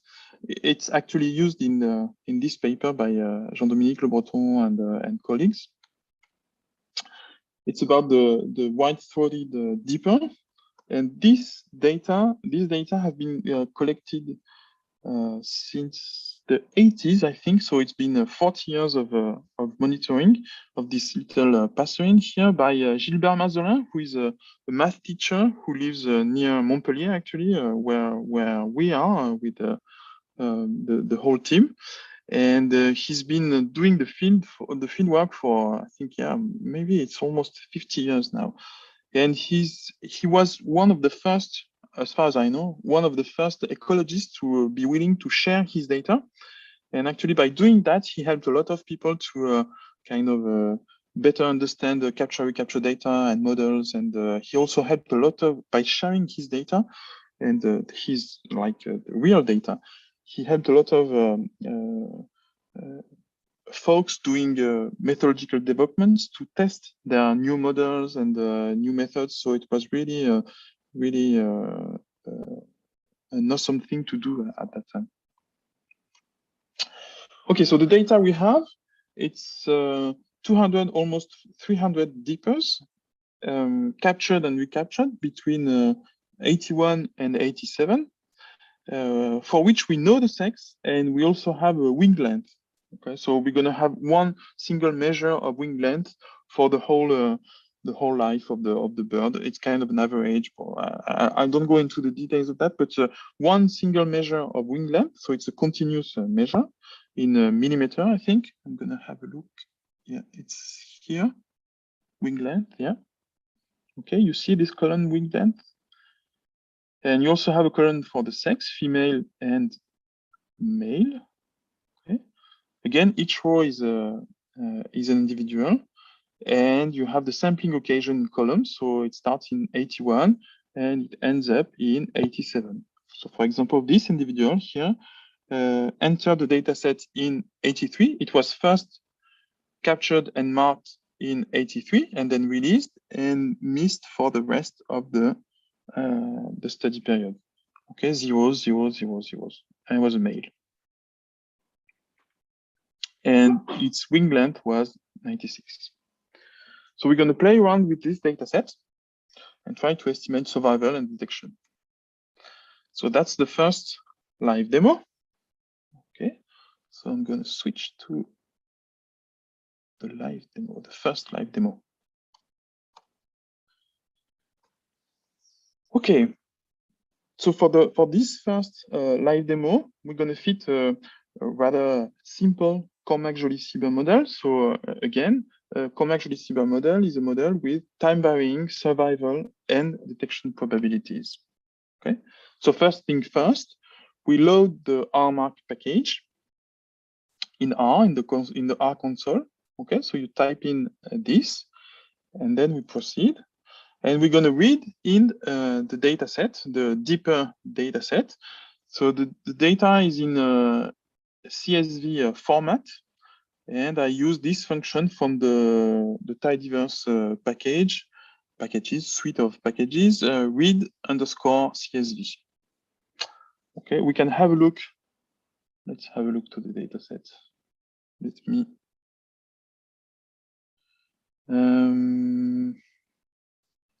So the data are in this tab here. And if you click on that, you will download a zip file with all the data. And it's here. And the deeper is this file. Okay. So you see that you have your 296 rows, I think, and each row is an individual, and we're trying to read in this data set, okay, from R. Go back to the live demo. Up. Okay, so we read in this data, and we store it in an object called deeper_CSV, right? We display the data. This is exactly what we saw from the CSV, but it's just to double check that everything went well when we read the data in R, and apparently everything went pretty well. We have 240 and 94 individuals, 9 columns, the 7 sampling occasions, plus a column for sex and a column for wing length. Okay. So now to analyze this data in RMark, the thing is that we need to use a specific format for RMark. And this format is a bit specific in that you cannot have columns like that separated by, well, one sampling occasion per column, but you have to have a single column where everything is pulled together. So you have just a single column with characters where it contains the whole encounter history of individual. Okay, so how to do that? We're going to use this function unite, which pull together the 7 columns of detection and non-detection for each individual. Okay, so it will just produce one column with all the ones and zeros for an individual. Maybe I can show you.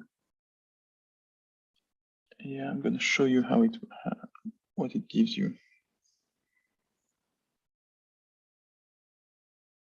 So I'm in RStudio, which I use to run my code. I load RMark, the tidyverse. I read in the data. I display it, so you see that you have exactly what we had on the slide. And now what I want to do is I want to pull all these columns together. So I use this unite, and you're going to see what it produces. So you see you get one single column where all the detections and non-detections for single individuals, are in a single column. So we end up with one column with characters, okay, which contains the fate of an individual. Okay, and we store that in a data frame where this object is called CH for capture histories or encounter history. And then we also store the sex. So we just get the column sex in the deeper data set. And also wing length because we're going to use wing length in one of the next live demos. And so we extract wing length and we scale it, meaning that we subtract the mean and we divide by the standard deviation of wing length. Okay, it's a good practice in general to scale your covariates or your continuous covariates. Let's have a look to what we get. So we store this data frame in an object called deeper, and we have a look to the first rows of this object called deeper, and we have what we wanted.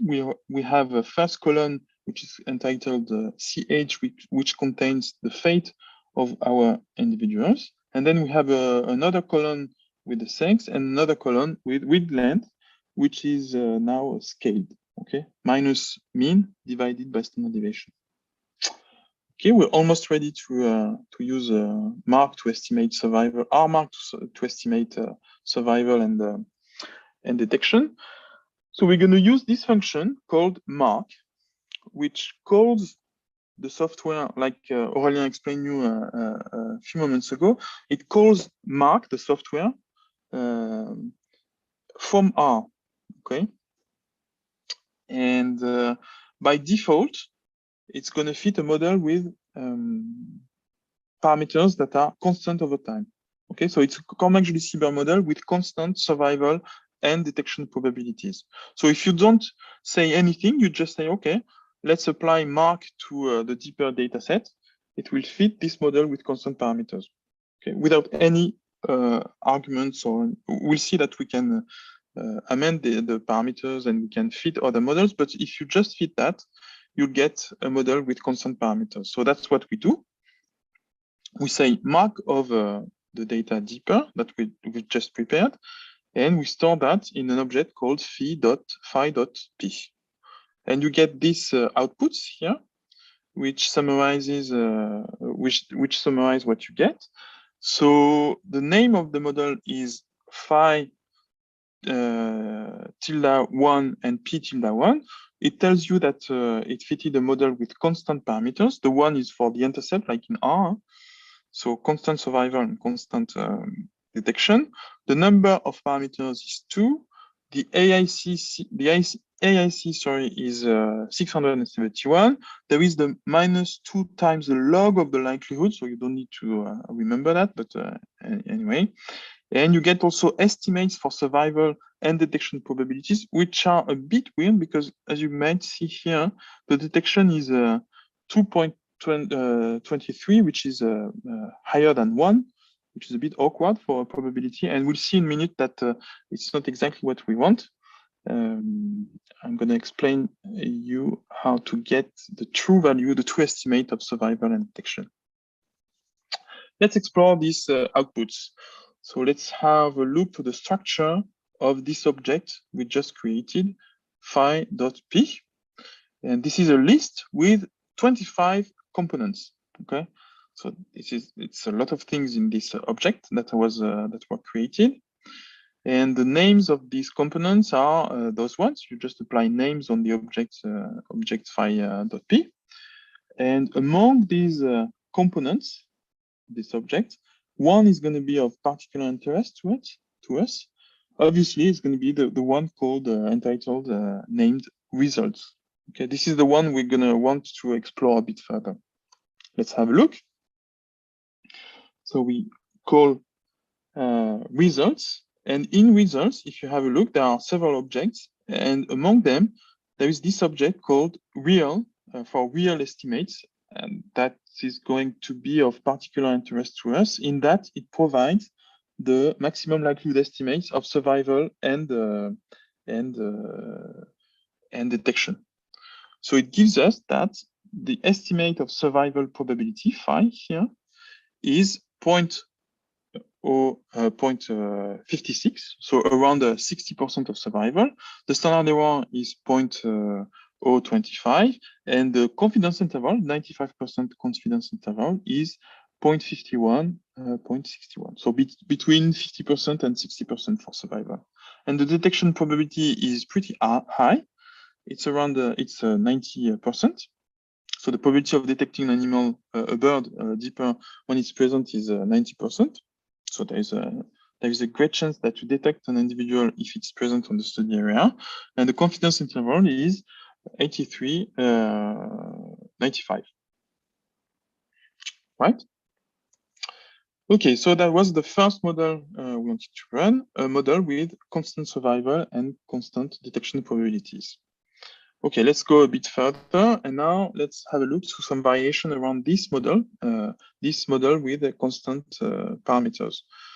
So we're gonna have to give RMark a bit more details about what we want to do, like Aurélien did this morning and this afternoon with N-mixtures and also with close population capture-recapture models.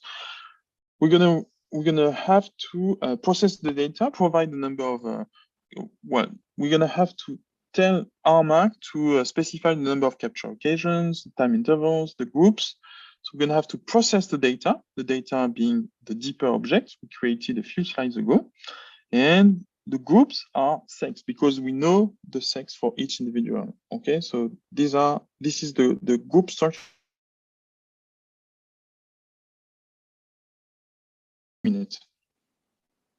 If you don't specify groups, that's okay.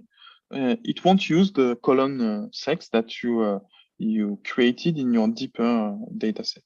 Okay, that's fine. But in our case, we want to test this effect. We will test this effect in a few slides. We create the design matrix with time and group structure.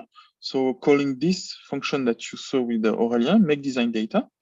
And we call this object we just created, deeper.proc.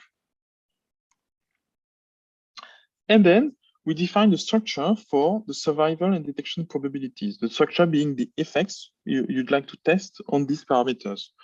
So for this live demo, we're going to test two effects, a time effect on survival or detection probabilities.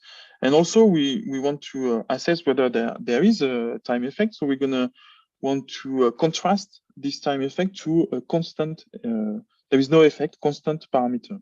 Okay, so this is what we specify here. So we say phi t, this is a name we give to this object, is a list where the formula, so it's really like in R when you specify a GLM, or you have a formula which is equal to tilde time. So time is a keyword that is already in RMark to specify time variation in some demographic parameters. Okay, if you want a constant parameter, you just specify a 1, like an intercept in a LM or GLM call in R.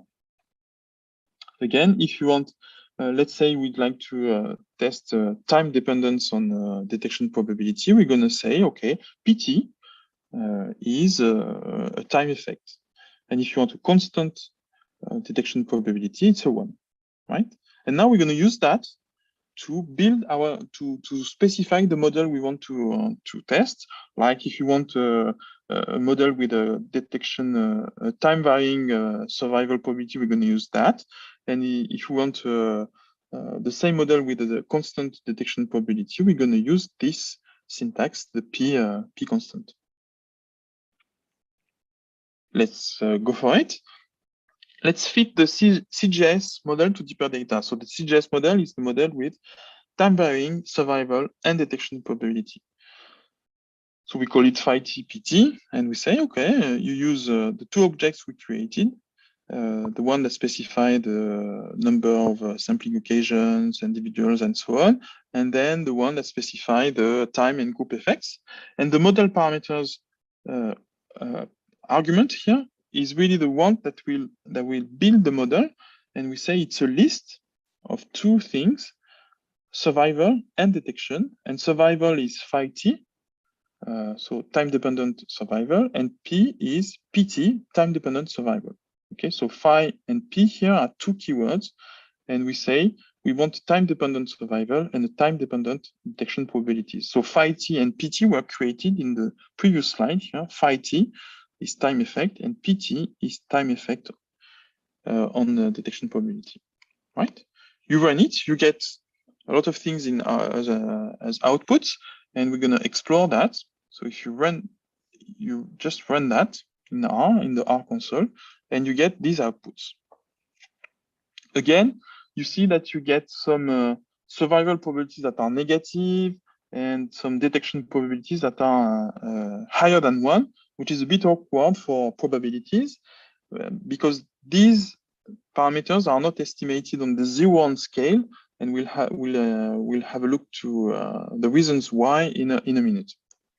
But if you want to get the real estimates, you just do like we did before. You take the results object in the file TPT we just created and the real estimates. So with dollars here to access the list of the components of the list. Okay, so first component results, and then from this list, the real component from the results list, and you get these estimates here. So we get 6 estimates for survival probabilities. We have 7 sampling occasions. So in total, we have 7 minus 1 sampling time intervals, so 6. So this is the survival between 1 and 2, survival between 2 and 3, and so on. And this is the survival between the 6th and the 7th occasion. Okay. And for detection probability, this is the recapture probability or the detection at time 2. Here, 70%, the detection at time 3, and the detection at time 7. Okay, remember that the detection at time 1 is 1 because you condition on the first capture, and so the first detection is 1. It's not estimated. Okay, and now you can fit the various combinations. You can fit a model with a time-dependent survival but constant detection. Okay, you just have to change the specification here in the model parameters argument. You get some outputs. Same thing for, you can fit a model where survival is constant over time, but detection is time varying. Okay, same thing, you specify, you say, okay, survival is constant and detection is time dependent. You get some outputs. And in particular, what you get is the AIC. And you see where I'm going. I'm going to compare the 4 models, the 4 combinations with time and no time, and use the AIC to say, okay, maybe there is a time effect on survival or not. And same question on detection probability. And there is a function in RMAC called collect models that, as its name indicates, put all the models together, collect all the models together in a nice table where you have the name of the model, the number of parameters, a column with AIC, the difference in AIC between the best model and all the other models, and the deviance here, and the AIC weight. Yeah, we can explain that maybe later. Anyway, with AIC, you see that the model with the lowest value is the model with constant parameters, phi 1 and p1. And the next model at 674, so a difference of 3 in AIC value, is the model with a constant detection probability and a time varying survival probability, right? Okay, so the best model so far, the model best supported by the data, according to the AIC, has constant parameters, constant survival, and constant detection probability. Okay, so that was the first live demo. And just after the break, so it's been 45 minutes. So we're going to take a 15-minute break. And after that, we'll explain you how to explain how to account for variability in survival using covariates, discrete and continuous covariates. So let's meet again in 50 minutes. So at 4 p.m. for 4 p.m. See you in 15 minutes.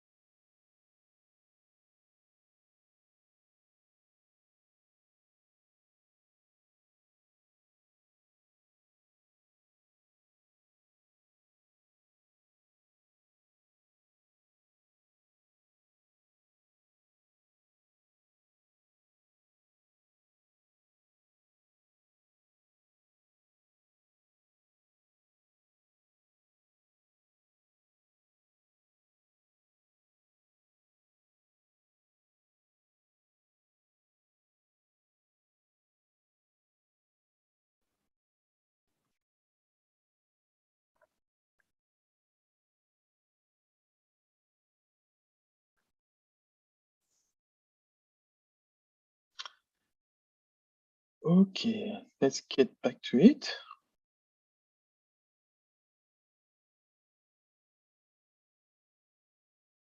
Sorry. Okay, that's where we are.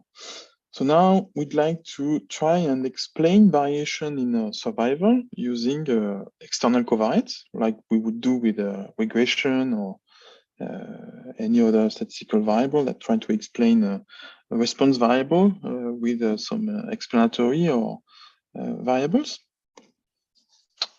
So let's start with individual heterogeneity. So the variation between individuals in survival.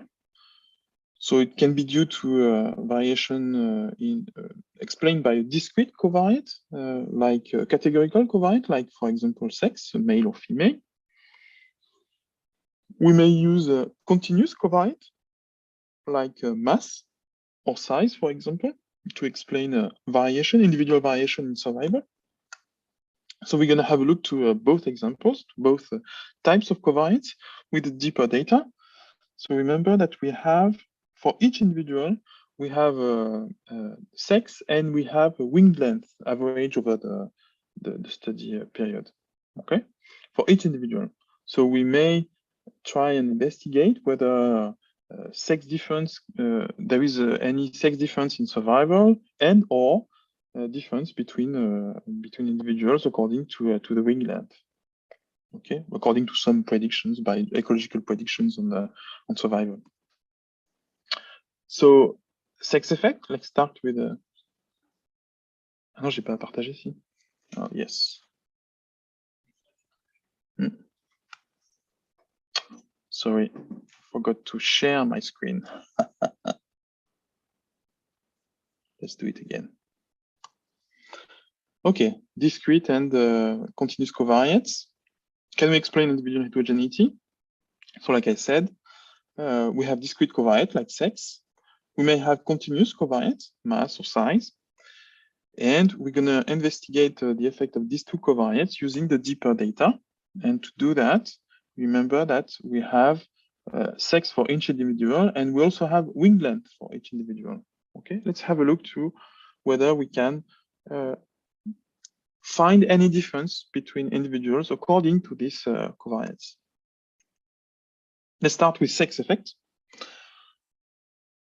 So we're going to use a covariate named sex that takes value, let's say 0 if the individual is a female and 1 if it's a male. Okay, it could be any other coding, but let's start with that: 0 for female and 1 for male.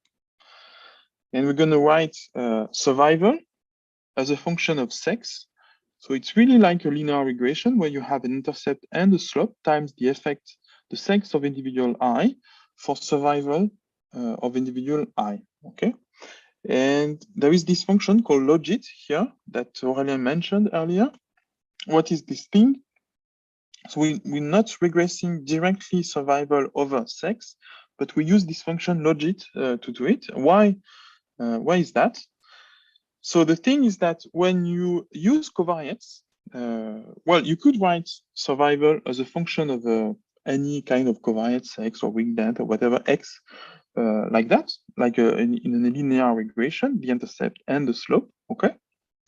But the thing is that the risk is that for some values of the regression parameters that you estimate, the beta 1, beta 2, the intercept and the slope, it might be that you get negative values for survival or values greater than 1, which is not really possible for a probability. A probability is between 0 and 1, right? So to avoid this issue, the idea is to estimate the parameters, the survival here, on a safe scale, not the 0-1 scale, but a safe scale between -infinity and +infinity, where getting negative values or values greater than 1 is not an issue. And then once you get the estimate of the intercept and slope on this scale, on this -infinity, +infinity scale, then you go back to the 0-1 scale that you are interested in, the scale of the probability, okay? So this is the trick. And to do that, you have several options. And the one we will be using in this workshop is a logit function. The logit function is defined by the log of something divided by 1 minus that something. Okay, why do we do that?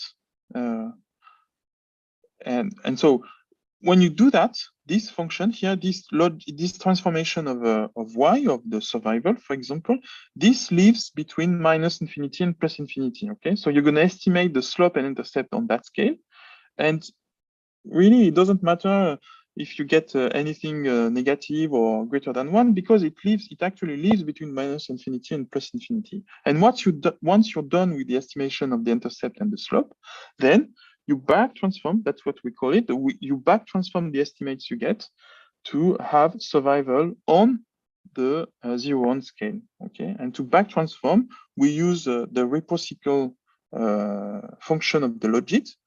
So we go back to the 0-1 scale, which is this function is called the inverse logit sometimes. It's the exponential over 1 plus the exponential, okay, which can be simplified into 1 over 1 plus the exponential of minus the thing you want to back transform. Okay. Usually what it gives us is, okay, you have your survival probability, but you'd like to work on what I call the safe scale, minus infinity and between minus and plus infinity. So you apply the logit transformation, the logit of survival, and now your values are between minus or minus 10, or let's say minus infinity and plus 10. Okay.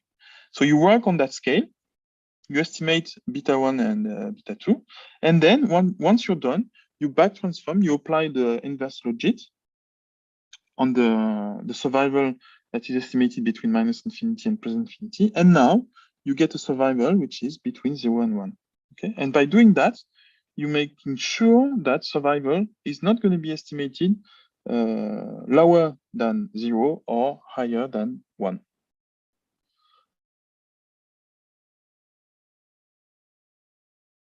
Generalized linear models, and we use the same trick in capture-recapture models. Okay. Okay, let's go back to the sex effect. So we have our covariate sex for which takes value 0 if it's a female and 1 if it's a male, and we write survival on the logit scale. Okay, remember between minus infinity and plus infinity as a linear function of the sex. Okay, beta 1 is the intercept and beta 2 is the slope. So female survival is obtained for sex is equal to 0. So the female survival is actually the intercept, the beta 1. Okay. And the male survival is obtained for sex is equal to 1. So it's beta 1 plus, if you replace sex by 1, beta 2, right? So you just have to estimate beta 1 and beta 2, or beta 1 plus beta 2, and you get female survival and male survival. It's very much like what you would do with an analysis of variance, where you would have only one factor here, sex, with 2 levels, males and females, right? This is exactly an analysis of variance that we do on the logit scale on survival. What about wing length effect now? So now it's in continuous covariance, so we don't have to, it's no longer a categorical covariate that like sex, where we have a finite number of values for each individual. Now we have a distinct value for each individual measured on the continuous scale.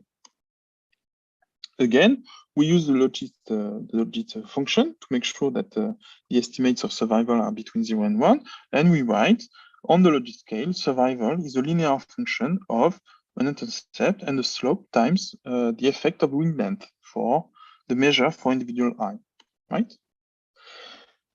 Now let's have a look to, let's quantify the effect or investigate the effect of sex and wing length on deeper survival.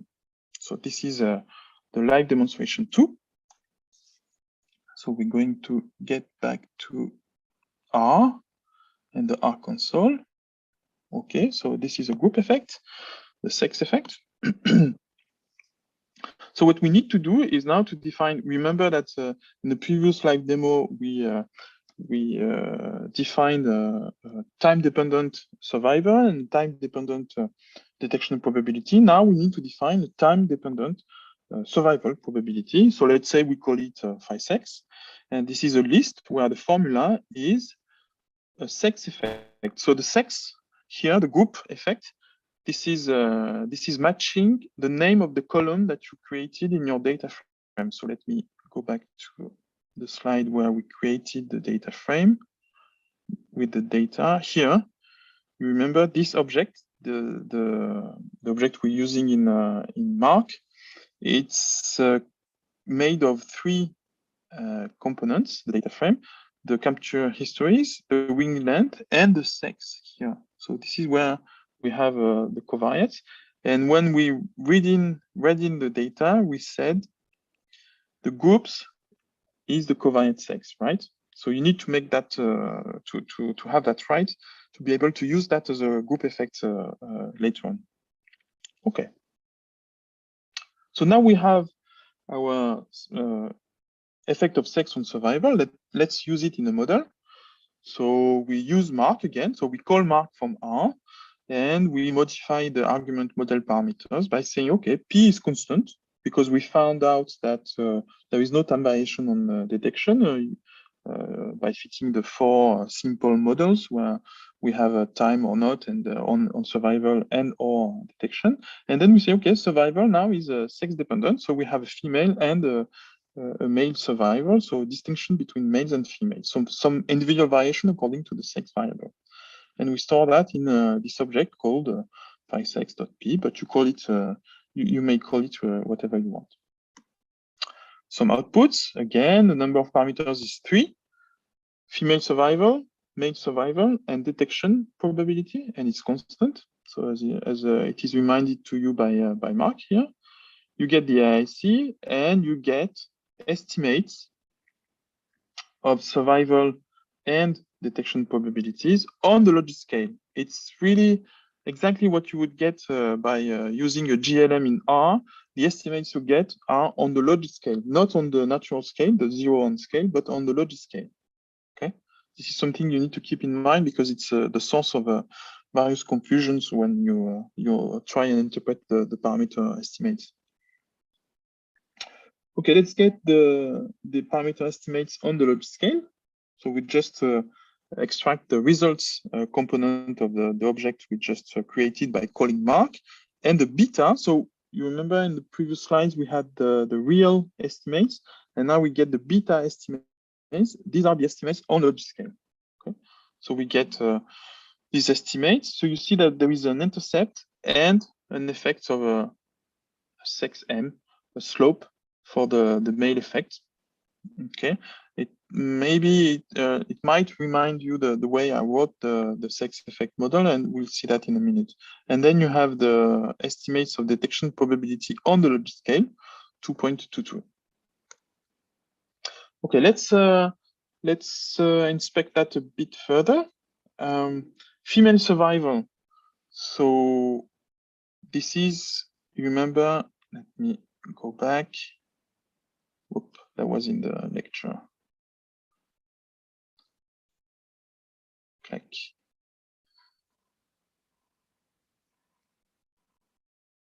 Okay, female survival is beta 1, the intercept. Okay, and male survival is beta 1 plus beta 2. So the sum of the two parameters, right? So if we go back to the outputs we got from our Mark, you extract the beta corresponding to the intercept, and you apply the inverse logit. So there is fortunately there is a function in R that gives you the inverse logit function, which is called plogis, and you apply that to this value of that was 0.204, and if you apply this function, you get a survival estimate for female, which is 0.55, right? And now we need the male survival. So this is the sum of the intercept and the slope. You apply the logit, the inverse logit transform, and you get a survival of 0.57. Okay, so this is female survival, and this is male survival, right? Okay, so this is calculating female and male survival by hand. There is an easier way to do it. We can call directly the real estimates, like we did before. And this will give you directly the estimate of a female survivor and male survival, and also detection probability on the safe 0-1 scale. Okay, you won't have to go through these calculations by hand, but I thought it was useful to see where these results came from. Okay, so you get 55 for female, 57 for males, and you get a detection probability around 90%, right? And again, we'd like to decide, or to decide whether there is an effect or not of sex on survival. So we're going to use AIC, and we call this function collect models in the R column, in the R console, sorry, and then automatically it adds this model with the sex effects in our list of previous models where we had a time or constant effect on the survival and detection probability. And you see that, well, okay, this model is doing a bit better than the model with time variation in survival, but still the model with constant survival and detection probability is the best ranked according to the AIC. Okay, so it sounds like the sex effect in survival is not that strong, right? Okay, what about an additive effect of sex and time on survival? So you might want to test whether there is a time effect in survival, and also there is a difference in this time effect according to whether you are a male or a female. Okay, on an additive scale, not an interaction, but additive scale. To do that, you just define a new effect called, for example, phi-sex PT. It's it's a bit confusing. It's that's the name I gave to this effect. It's phi-sex. I meant plus time. Okay, so it's not PT like a time effect on detection. It's sex plus time on survival. Okay, you may use whatever name you want. I use that one, which is actually a bit confusing. Anyway, so sex plus time. Okay, again, time is an effect that is already implemented in RMark, so you don't have like for sex to define it anywhere. It's already in there. So sex plus time, and then you apply mark again, using now your additive effect of sex and time and a constant detection probability, right? Some outputs, the AIC. Okay, and what you get when you extract the real estimates, you get 6 values for survival, for female survival, 6 values for male survival, and you get a single estimate for detection probabilities. We said that it was constant over time, so that's 90%, that's right. And then you get, you see, oops, sorry. You said you get female survival of, well, 6 estimates for female survival. We have 7 sampling occasions, you remember? And so it means that we have 6 time intervals, okay, between those 7 sampling occasions. So 62% for female survival between time 1 and time 2, and so on. And you might notice that here, these 2 years, on average, survival is around 60%. And you see that for these 2 time intervals between 2 and 3 and 3 and 4, I can't remember which years it corresponds to, but you can double check. You see that survival decreases a lot, and then increases again, and goes back to normal, like 60%. And same thing for males here. You see that you have here, for these 2 time intervals, you get a very decreased survival. And we'll have a look to that in a minute.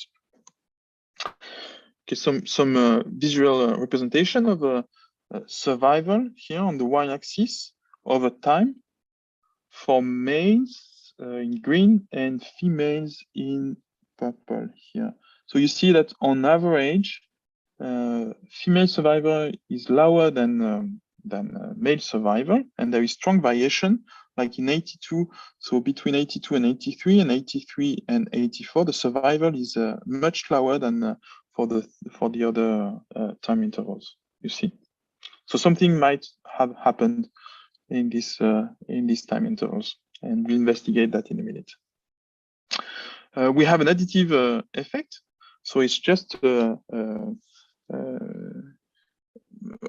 constant difference between male and female survivor. The thing is that we are this constant difference between the two is on the logic scale, and when you back transform, the back transformation is not necessarily linear. So you see that the constant difference here is a bit different from that what you get here. It's just because the back transformation is non-linear. But okay, you can forget about that. That's not really a big problem. Okay. Well, I just copied and pasted the code to produce this figure here in case you need it. It uses a ggplot, so I know that not everybody is familiar with this package, but you can easily produce the same graph with basic R commands. Okay, again, you can collect the models and see how your model with an additive effect of sex and time is doing in contrast to the other models. And you see that it's ranked 4th here, with an AIC of 676. So it's not doing really better than the other models. And in particular, the model with constant parameters is still the best model, according to AIC. Okay, let's continue with this second live demonstration and with continuous individual covariates. And now we're gonna focus on wing length. And we're going to try and investigate whether survival is affected by wing length. I don't know, maybe there is an effect of wing length, that's something that you might expect for passwing. Let's see. So we define a new effect where wing length is the measure for each individual of the length of the wing. Okay. And well, we apply. Again, we need to, this variable here needs to match what you had in your deeper data at the very beginning. This must be a column called WG length. If you use another name, it won't work, okay? RMark won't find what you are referring to. We apply mark, and we just change the survival, and we say now the survival is a function of a wing length on a linear scale. On the logic, it's a linear function of wing length on the logic scale. You get an AIC and you get 3 values. Again, you get the intercept of the relationship between survival and wing length on the logic scale. You get the slope of the effect of wing length on the logic scale, and you get an estimate of detection probability on the logic scale. So you see that the 2.22 is not 0.9, it's not 90% of detection that we obtained before. It's just that because it's estimated on the logic scale. If you apply the inverse logic to the p-logis function to 2.22, you will get 90%. So these are the betas here. Okay. So now it tells us that on the logic scale, as wing length increases, survival decreases. Okay, because the slope is negative. That's how you interpret the effect of wing length. The thing is that the confidence interval here contains 0, so probably this effect is not significant, and that's something we'd like to have a look to. So we'll use the AIC as before to decide whether wing length has or hasn't a linear effect on survival. But before doing that, let's do some data visualization. And to do that, well, that's a bit loaded, but let's have a look. So what I'd like to do is to have, I'm going to show you the result, and then I'm going to show you how to do it in R. So what I'd like to do is to plot the estimated survival as a function of wing length, okay, using the estimate of intercept and slope that we got from RMark. Okay, so linear effect of wing length on survival. So to do that, I need to extract the values of wing length. Sorry. Remember that we scaled those values. So I store that in a variable called scaled wing length, right? And then to plot the estimated survival as a function of wing length, I'm going to define a grid of values for wing length. So that's what I'm doing here. I say, okay, I build a grid of 100 values between the mean of wing length and the max of wing length. And to do that, there is a very convenient function in R called sec that generates a sequence of values of fixed length. Here it's 100 values between the minimum. So you can do you can use whatever you want, but here I will use the minimum of the scale values of wing length and the maximum value of wing length. Okay, so this is a grid of 100 values between the mean scaled wing length and the max scaled wing length. And then once I have those values of this covariate, I'm going to apply the formula that we have to predict survival. So I'm going to say, okay, on the logit scale, so that's what I call logit predicted survival, the estimated survival is the intercept that I get from RMAC, the estimate, plus the slope of the effect of wing length times the 100 values of the wing length I just generated using this sec function. Okay. So this is on the logit scale, and now I need to take those 100 values of predicted survival on the logit scale and branch transform them using the plogis function to get estimated survival for each value of the grid I built. Okay, it's a bit cumbersome, but it works. And then to do the plot, eventually what I do, I put everything in a data frame. So my 100 values of wing length that I generated between the mean and max and the predicted survival. And I can do a simple plot of the estimated survival versus the 100 values of wing length. And this is what I get, right? Okay, you can do the same thing with a quadratic effect of survival. So I will just show you that here. Yeah.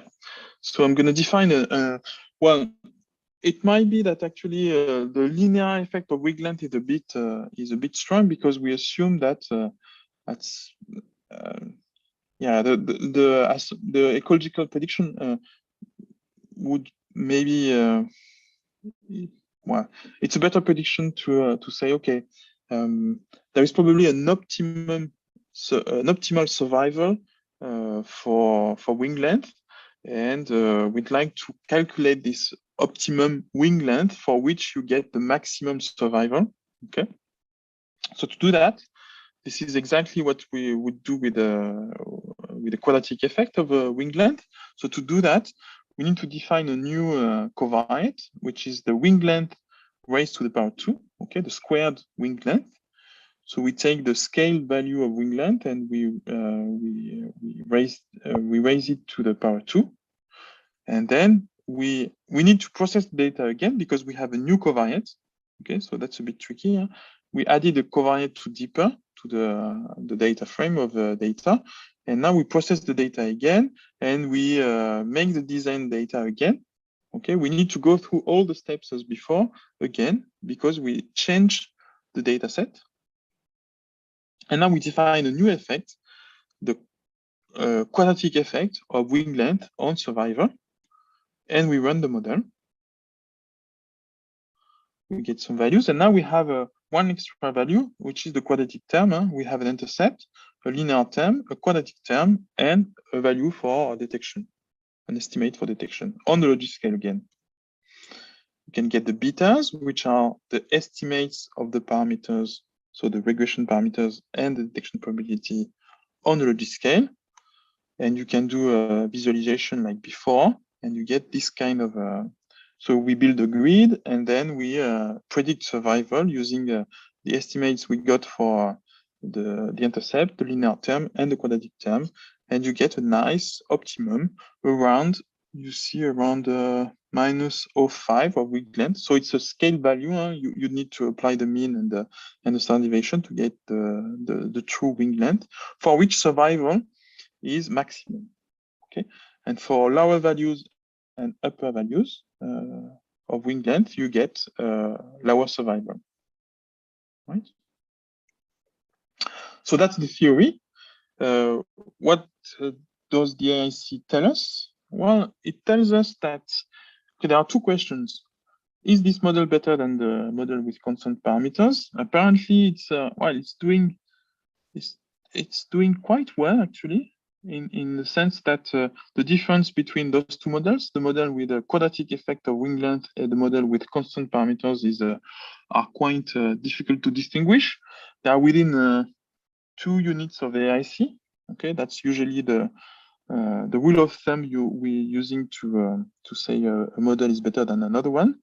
And also clearly, the model with a quadratic effect of wing length on survival is doing a bit better than the model with a linear effect of wing length on survival. Okay.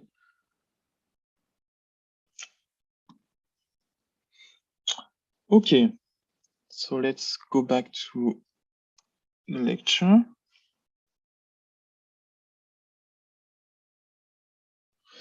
Okay, this was about individual variation. Okay, so differences between individuals according to sex, wing length, or both. And now what we'd like to go for is try to explain time variation. Okay, so from one year to the other. So we saw two models for that. We saw the model with constant parameter over time. Okay, one single survival or one single detection probability, and we also fitted a model with a full time variation. So we have a survival probability that is different for each time interval, same thing for detection probability. And we'd like to go a bit further than that and maybe try to explain, to kind of have a model in between that could explain variation in time for survival or for detection probability. Okay. And this is related to what we saw for, remember, for survival, we saw that for 2 time intervals, survival was much decreased compared to the average survival for deeper, which was 0.6. And we'd like to maybe incorporate some ecological knowledge about what could have happened for these 2 time intervals.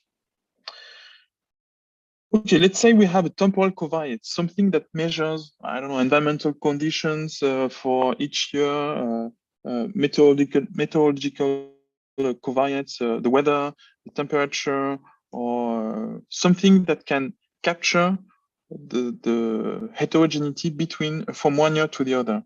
Okay, and something that could explain variation in survival. And then if you have that, so now you note that you can see that X, the covariate, the explanatory covariate, is indexed by T, by the time. And you can say, like we did for the individual covariates, we can say, okay, under the scale, the survival from T to T+1, from sample occasion T to the sample occasion T+1, is a linear function of this covariate. So this covariate that capture the conditions between T and T+1. Okay. So and it's related to survival, the function of an intercept and a slope beta2, which captures the effect of this covariate, time covariate, on survival. Let's have a look to an example with a deeper data set. Okay, so it's the same principle. The only difference is that instead of working out individual differences, we're trying to work out annual differences in survival or in detection probabilities. Let's get back to the live demonstration and use an environmental covariate. So the question we're going to ask is there a flood effect on survival for the deeper case study? Indeed, a flood took place toward the end of the second survival interval and continued into the beginning of the third survival interval. That's something that was measured on the field. Okay, and the question is whether survival was lower in the 2 flood years, which might tell you that this flood actually had a strong effect on survival. Okay, so by expecting the time variation in survival with the previous model, we saw that something happened. But now what we'd like to demonstrate is that this decrease in survival is actually due to this flood effect. Okay, so we're going to use a covariate that tells us, okay, we were in a year of a flood or a year of non-flood, and we're going to say, okay, can we estimate the slope of this effect and see whether it's significant?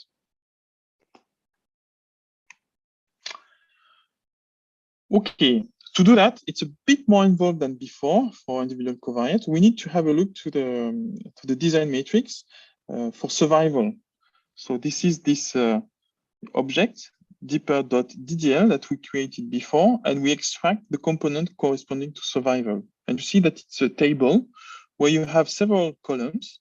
And in particular, we have a column called group, which is for males and females. You have a group for age that we will have a look in a minute, for time. And we have, well, it's basically this one that is going to be of interest to us. This one called time, okay? Because for now it's 1, 2, 3, 4, 5, 6. So if you have a time effect, remember that when we specify the time effect, it just tells Mark that we distinguish survival according to this variable here. All the survival are different from each other, okay? 1 is different from 2, which is different from 2, 3, and so on. And we modify this column to say, okay, there is a difference between flood years and non-flood years. So to do that, we're going to say, okay, let's add a new column to this object, DDL $phi, and we're going to call it flood to be very, well, it's very original, but let's call it flood, and we fill it in with only zeros, okay? So you see that we have a new column called flood with zeros all along, right? And now we're going to specify flood years. And the flood years are for the second time and the third time, remember? So we're going to say, okay, let's take this flood column, and for time equals 2 or time equals 3. So this vertical bar is a logical operator to say or, okay? So if time is 2 or time is 3, then you replace 0 by 1. Okay? And what happens is that your column flood, now you have a 1 for the time interval between 2 and 3, and you have a 1 for the time interval between 3 and 4. Okay, these are the two time intervals where the flood affected. We expect the flood to have affected survival. And now you have your covariate. It's this flood covariate that takes 0 when you are in non-flood years, and takes value 1 when you are in flood years. Let's try it. We create a new effect, flood, and we apply that. So we just modify this argument, model parameters, and we say now, is there a flood effect on survival? You get some values. Non-flood years. So this is 61. Remember, it's on average, that's what you expect from normal years. And then you get this value of survival for flood years, where the flood had an effect. Well, we suppose that flood had an effect. The flood had an effect on survival, and it's much lower. It's around it's 47%. Okay, so the survival was much decreased by the flood effect, and detection probability is still 90%. So clearly, survival in flood years is much lower than survival in non-flood years. Let's have a look to the AIC, and straight away, what we see is that the model with a flood effect is doing much better in terms of AIC than the best model we had previously, the model with constant parameters. Clearly, the model with a flood effect is better supported by the data. Okay, so there is no confusion here. This one has a much lower AIC than the second best model, the model with constant parameters.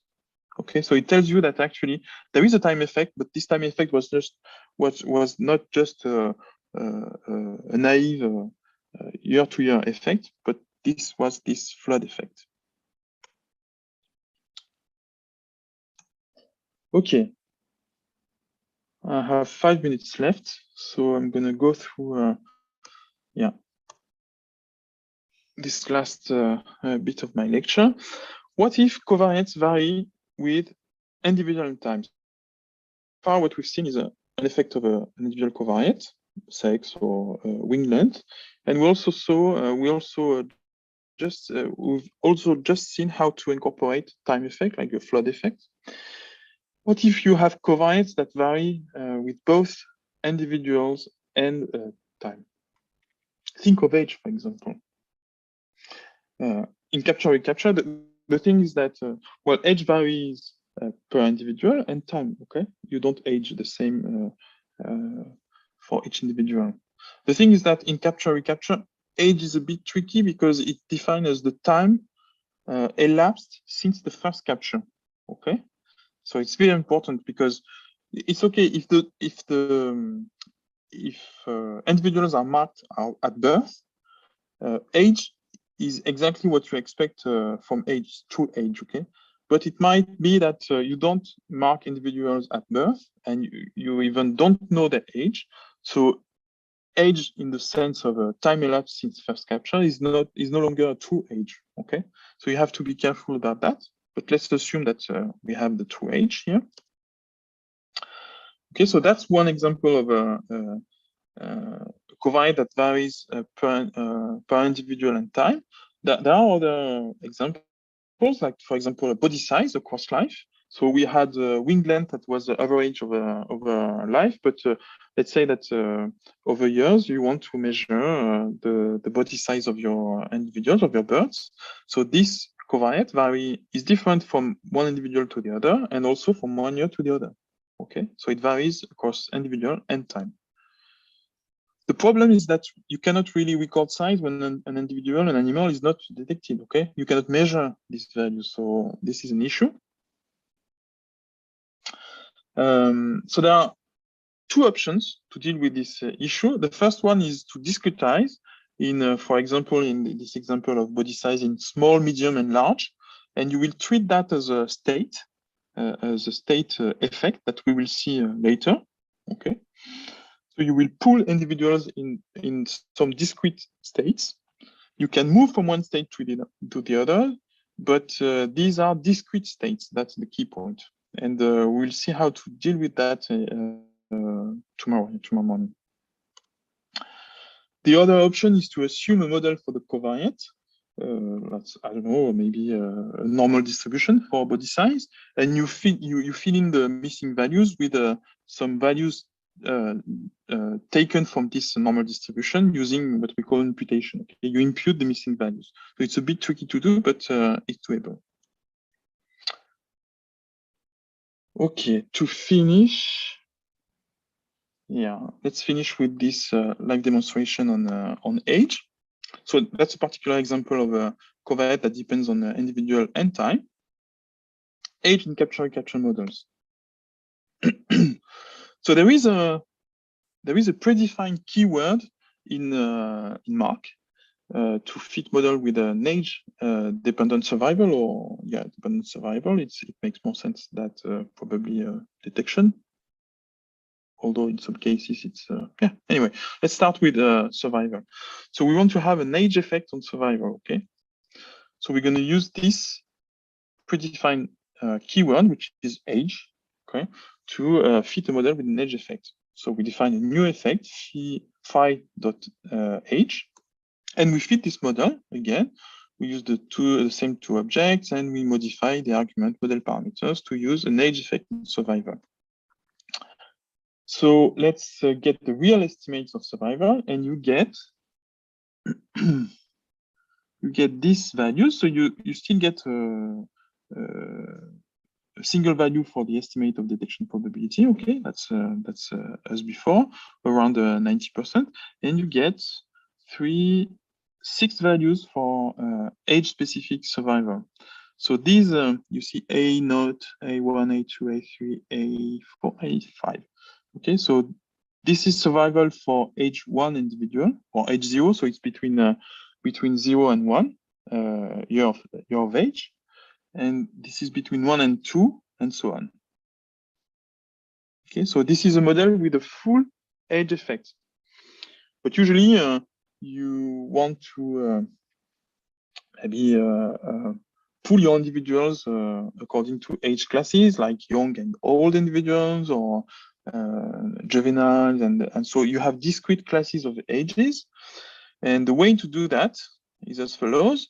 Let's say we'd like to fit a model with only 2 age classes, and we'd like to create a new age variable where we have individuals from 0 to 1 and then older than 1 year old. Okay.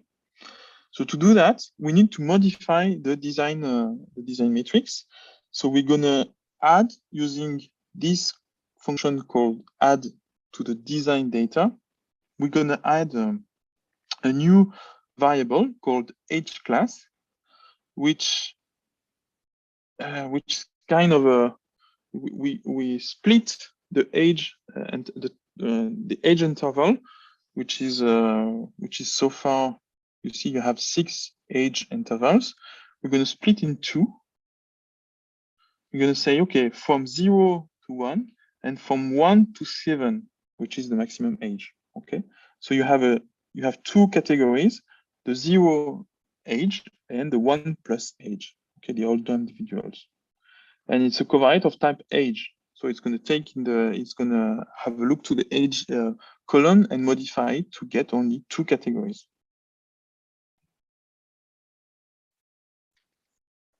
And then you can define a new covariate with your new effect, which is called age class, which considers only 2 age classes between 0 and 1 and older than 1. You fit this model, and you get some real estimates of survival. So this is survival for age 0 individuals, so individuals between 0 and 1 year of age. And then you get this, which is survival for older individuals, for individuals older than 1 year. Okay. And you see that these older individuals seems to do better in terms of survival than younger individuals. And detection probability is still 90%, right? Okay, this concludes the lecture for today. Yeah, that's the end of for today.